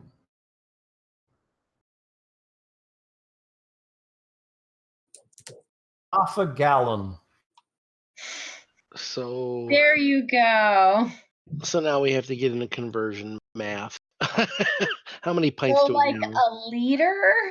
I don't want to do too much. I mean, I don't want to be like have a whole gallon, Fine. but One gallon is equal to 8 pints. So Okay. you're talking about 4 pints in a half gallon. so I can have a gallon or a half gallon. Half gallon in a water skin. So four pints.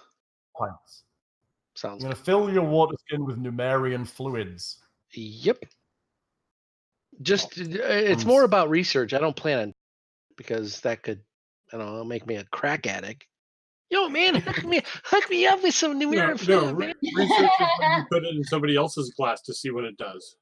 Yeah. Pint of it. They're going to know they're drinking it. Well, that's why I pressed a digitation on it to make it colored and taste different. That's right. It tastes like Chug, vanilla. chug. Yeah. Smells like Put it in vanilla. a Red Bull can. It's all good. Try my new kombucha I just brewed. Yeah. It probably tastes a bit like kombucha. The stuff. Hey, so I didn't even know kombucha was a thing until I got up here where kombucha is everything for these hippies in Colorado. Well, you guys have. Pretty sure that's what it is too, right? Yeah, you guys have legal pot and kombucha, so. We do. Oh, dude, yeah, we have. Yep. Now alcoholic kombucha is a thing. Alcoholic kombucha, that's a thing? Kombucha always was a bit alcoholic. I never even heard of that. Well, it's fermented tea, but it's not fermented. Well, cannabis is a bittering agent, much like hops. So. Yeah, true. Meanwhile, our characters have fermented kombucha in the keg over here in the tavern. 4 pints. See, this hole is quite full of this black stuff. I mean, you glug out a wineskin full, and you're good to go. You have 4 pints. Yeah, I'm doing it more for research. If you all wanted to take a drink, I'm storing it, not drinking it. Okay, just in case you want to pour it down someone else's neck. Well, of what I know about the Numerian fluid, does it have a shelf life? I don't even know. No idea. What you do know is that it is possible for someone who is skilled in alchemy to determine, in some cases, what it will do to a specific person before they drink it. So but that process is complicated. So metagame, quote, I will putz around with this, like, off camera, before we go to sleep, that type of thing, for future levels to potentially take a rank in that. Alchemy? Yeah. I believe it'll give you wings if you drink it. Possible to actually grow wings from drinking Literally. But I'm the skill monkey of the group, so I'm going to try to spread out the love a little bit to help out. So we'll see. Pizza makes me jealous. But it's interesting to me. So I'm like, character wise, I want to learn about that because I'm very curious.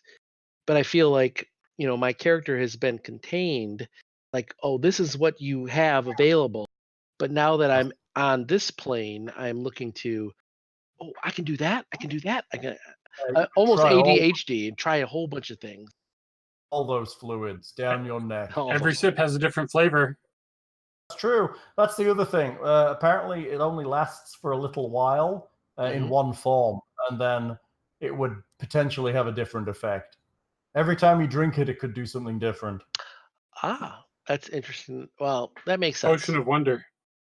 Yeah. Basically, Potion of Terror, I like it. That's good. Okay. So, set up our, you said it's the beginning of the day, sort of. So set up our base camp. I assume you went to the council pretty much in the morning, and then seen Val, so it's probably early afternoon by this point. Okay, I'll have a spot of lunch, drink a couple of things from the kegs, and when do we want to go to the torch? And we did that, and then what else do we want to secretly replace Kiernan's keg with Numeria fluids? Let's see if he notices.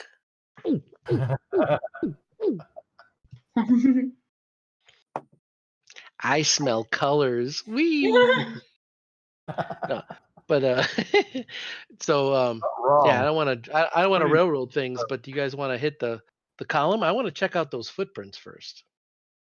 That would probably be good, and that's near the water where the cave is. So. Yeah, but that's the rumor I heard, but someone else heard other rumors. But I'm interested in these footprints because I heard those.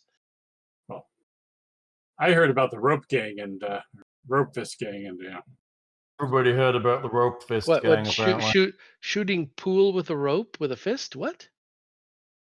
Yeah, technically may be about, and I want to steer clear of them for the most part.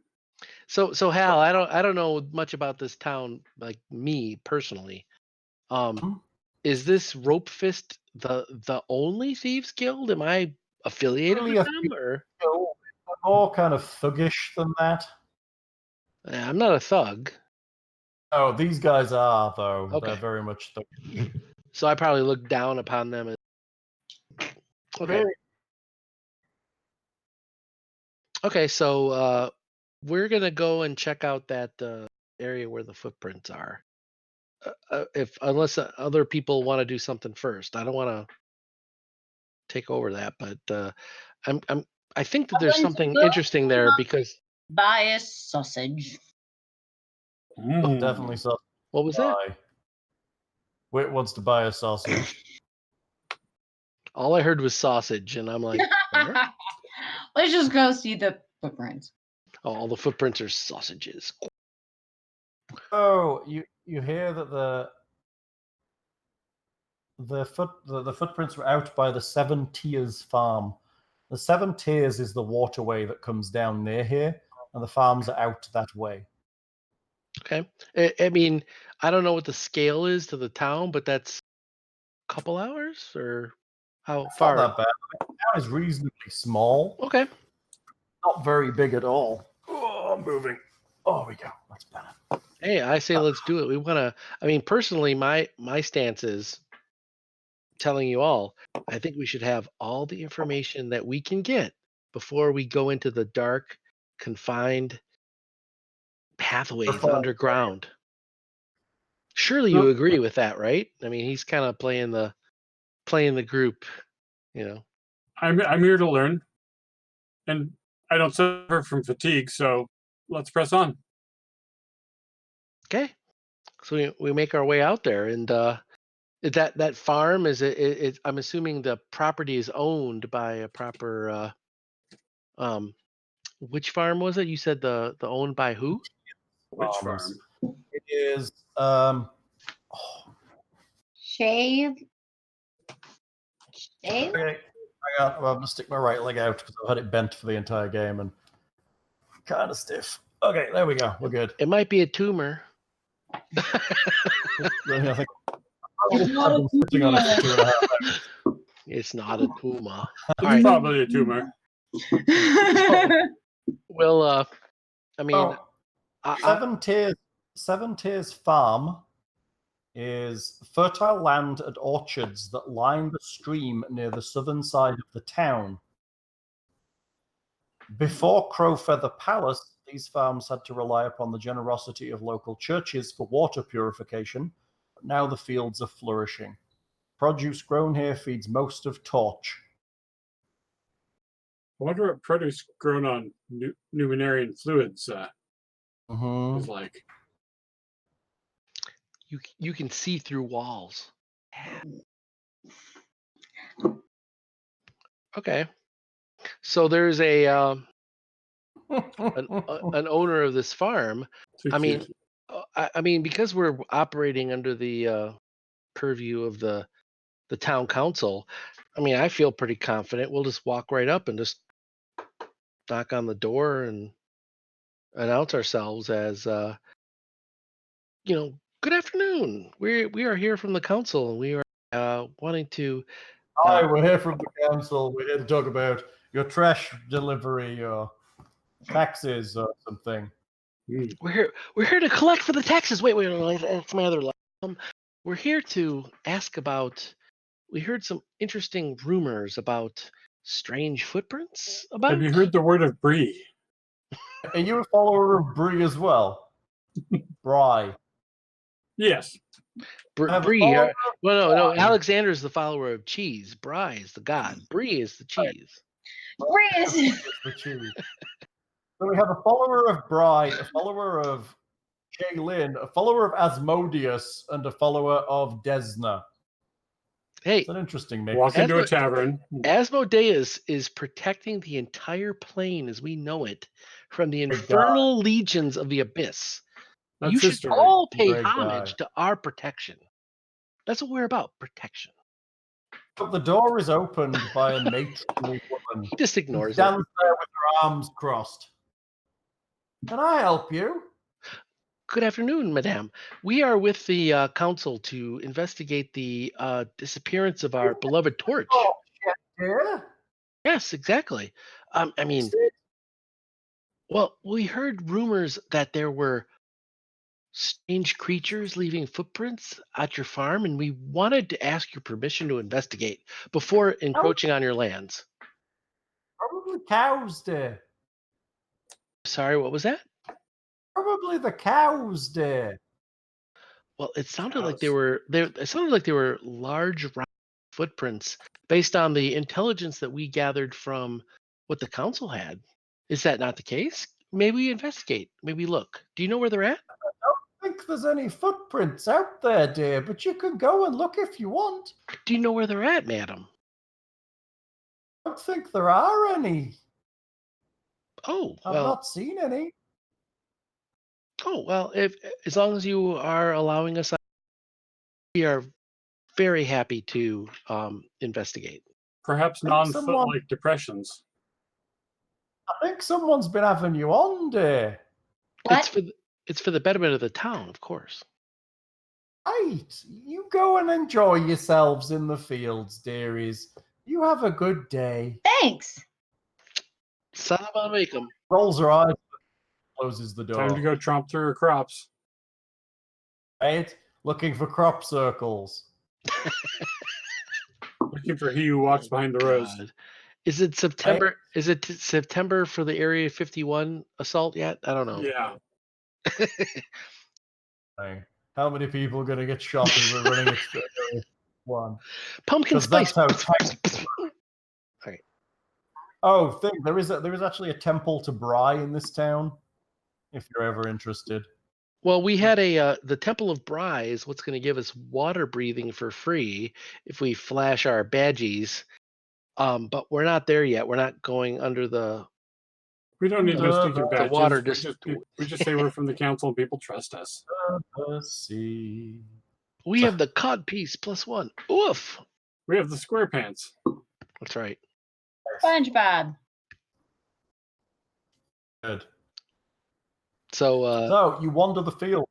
Give me some perception checks. So I mean, I don't think we're under any danger. So I guess we'll just spread out and general perception, look, or survival. I don't know what that is. Looking for tracks specifically, I would suggest, or perception in general. I mean, looking for tracks specifically. I don't know. Is that survival? Survival is tracking, yes. Okay, yeah, because I mean, I'm really good at perception, but I'm rubbish in survival. So I don't know what's better. But honestly, I'm looking for tracks. So survival, it is. I don't know if the DCs are different, but I rolled a mighty 8. Mighty. Fear me. Mighty. What else? Anyone else? Well, I don't really have survival, so I'll do perception. Bulligup's gonna have a go. Well, I would have done perception too, but it's okay. I rolled a 1, so I got a 5. Roll perception if it's better. See, I rolled a 22 perception. Good. Buligup rolls a 17 on survival. It's a skill he actually has. Woohoo! Want to roll? Fuck it. I mean, I'm down on both, so I got a 0 on both. probably. Well, she has to be subpar at something. She can't be amazing at everything, can she? Here we go, survival. of an 8. That's pretty great. So between Kieran and Buligup, you find tracks that run through this place. Buligup talks to you about them. This track is deer. This track is goblins. Maybe no small children. And No, Buligup, you have not looked at enough small children. Does Buligup seem to be angry when he sees small children tracks? Small children with bowls on their feet? No. Searching most of the fields, you don't find any circular tracks that are leaving impressions in the ground. Huh. Nothing. Bad. No robots to kill. Anything unusual? Just seems like there's just nothing here. Well, there's that glowy doorway over there, but nothing else. I mean, the glowy doorway. Glowy doorway. Buligup. Bye. I'm wondering if something just walked out of the lake to here or something. Maybe. Or this is a false rumor. So I guess what I'll do is I will kind of hang my head a little low, and I'll give a silver piece to Alexander and Buligup and Tatia. Be like, sorry, red herring. I heard from a reliable source, I might add, that there were weird tracks here, and sorry to waste your time. I'll give me a silver piece. Are you going to give us money every time you're wrong? Is this the way of your people? Well, that's why I have so much money, because I'm rarely wrong, mate. So you can afford to be wrong a lot. Excellent. But so someone else heard something, that there was something about the pond. There were weird tracks around the pond as well. Not the weird round ones that I heard at this farm, but other tracks that Mr. Bain found, right? Do we want to check there next? What do you think? Into the Weeping Pond? Yeah, it seems to be the next logical step, because that's right where the entrance is to where our grand expedition will start, right? In for a penny, in for a pond. Get to the pond. The Weeping Pond is a placid-looking pond. It's set off from the surrounding area by a crescent-shaped escarpment. No vegetation grows on the banks of the pond, and the water carries a bitter stink of sulfur and other chemicals, enough to make the eyes water after spending too much time on the shore. Has that always been the case, or just now since the torch has been? Jeez. So you know that the priests of Bry and Mr. Bane, the wizard, managed to build what they call Crow Feather Palace, which is it's like a tiny miniature palace on the side of the lake, and it is purifying Crow Feather Lake's water so they no longer have to drink from the Weeping Pond, which is terribly, terribly contaminated. They were having big problems with children being born with birth defects and strange afflictions affecting people until this was fixed. And that's why everybody likes Connie Baines quite so much. He basically provided clean water for the whole town. Do we know what the source of the water is from here? So there's Crow Feather, which is fed by this underground thing that comes out into the Weeping Pond. So there's a lot of contaminated water in the area. So I'm trying to understand, like, does the contamination, like the pond? Oh. The pond then feeds a shallow stream that runs southeast and empties into Crow Feather Lake. So welcome to Numeria. The pond is contaminated, but Kania Bane fixed the contaminated lake. So now they have clean water. Gotcha. Okay. Still a bit brackish, but it is drinkable. Okay. So my thought was to investigate tracks, go to the Temple of Bry and talk to them and get our water breathing, and then pinch the nose and take a dive. What do you guys think? Sounds like a reasonable course of action. I agree. I don't know much about spells, but hopefully the water breathing can cover kitties. It'd be fun. But it's Getting a tiger. Into the water might be fun. Hey, kitty! God damn it, kitty! All right. How are you going to get the cat up an underground stream is another matter. She flies, right? My kitty swims too. But it's a kitty in water. It'll be like anyway. She swim. I'm assuming she has animal handling and can say, "These aren't the droids you're looking for. You will go into the water." Try and get him through the water. All right. So let you gonna look for tracks? Yeah, we'll look for tracks around there. Survival checks or some perception I checks? am going to do perception because I am rubbish on survival. You rolled a 5 for survival. He just sits on the side of the water and looks at the water with a bit of distaste. Oh. Licking his eyeballs. Oh, I thought you said the DC was 5. Okay. So rolled 15. So he's just utter rubbish then. Okay. I proceed for 15. Sat at the side of the water. Eyes. Boom! 19. Because I have the peepers. Weird. She either was yawning or smelling her armpit. I don't know what Whit was doing, but you know. Oh god, I went from like energy to. So may I suggest that once you have now this would be a good point, having perceived the lake, and I will give you a description to call this before you enter the next part, which is dungeon crawly goodness. Sweet. Sure. I mean, if you want to, we've run. I don't know if you want to role play the Temple of Bry to get the water breathing or not, but yeah, that sounds great. Let's do the water breathing next time before you go in. But we can do the stuff on the side here. Roger. So you look around and you find a lot of tracks here. What was originally here seems to have been muddied up by the many groups of travelers and other people that have come this way to go through this entrance. Because there's no real people for the last week. Yeah. There's been 5 groups over the last week that have passed this way on top of the original. 5 known groups.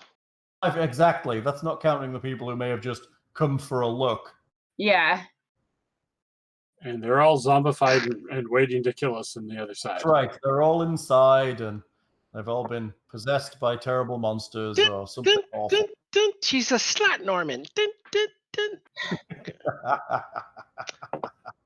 All right. So, let's say that you're stood on the side of the weeping pond, ready to get your water breathing and dive within, and let's call it there. Should we do experience? Sure.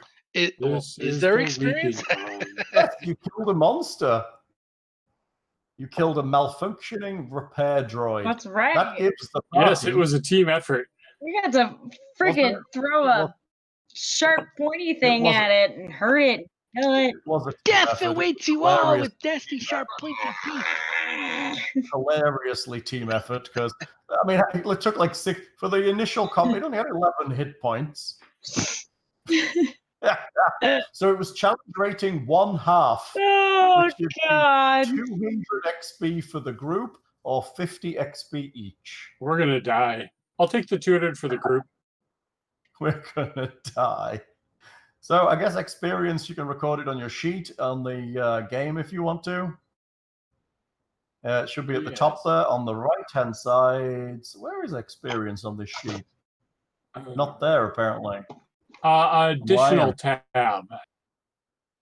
Additional tab. Experience. There we go. 50. 50 now. Buligup now has 50 experience. And we only need 2,000 to level up. Right? So close. So we just need 40 more, 39 more repair droids. Right, that's all you need is broken repair droids. Let's get this right. Oh, yeah. It's a broken repair droid. Which I find mildly hilarious that it's actually a busted up repair droid. Okay, so let's call it there, shall we? Sounds good. About to sneeze. Do I was it. counting. Now you can't.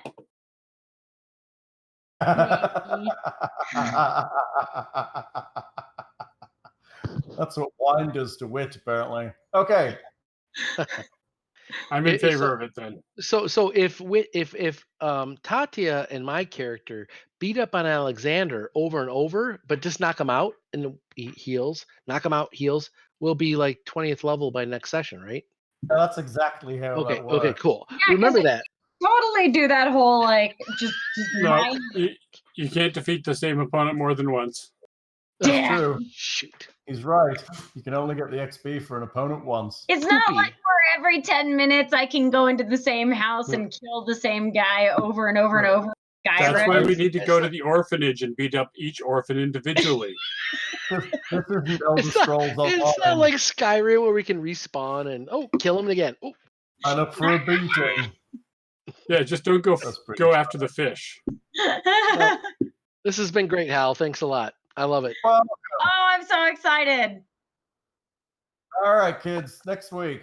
Next week. Thank you all for I think next week is a Cider Summit. And all of that social media shit. Hold on. Next week is what? Oh, Cider Summit. Yeah, well. Oh, you're cidering, so it'll be a week after. Yeah, so we'll coordinate because I have figure it another day. I am a scout leader. We're all parents, so what we'll do is we'll just say, same bat time, same bat channel. Which is at some point in the future. Right, you got it. These future events will affect you in the future.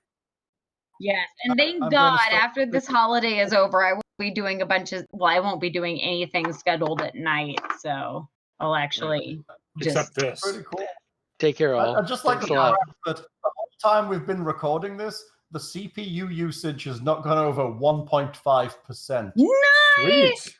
That's on your new computer? Yeah, you got a beast that computer. You love it so hard. It's pretty hardcore. And we've dropped 0.1%. And that's especially impressive because of all the porn it hosts. It's amazing. No, terrible. That's on a special drive, though. That's separate from this stuff. The space drive. FTP upload, FTP upload. He crashed, and there is no bringing that thing back from the dead. Back.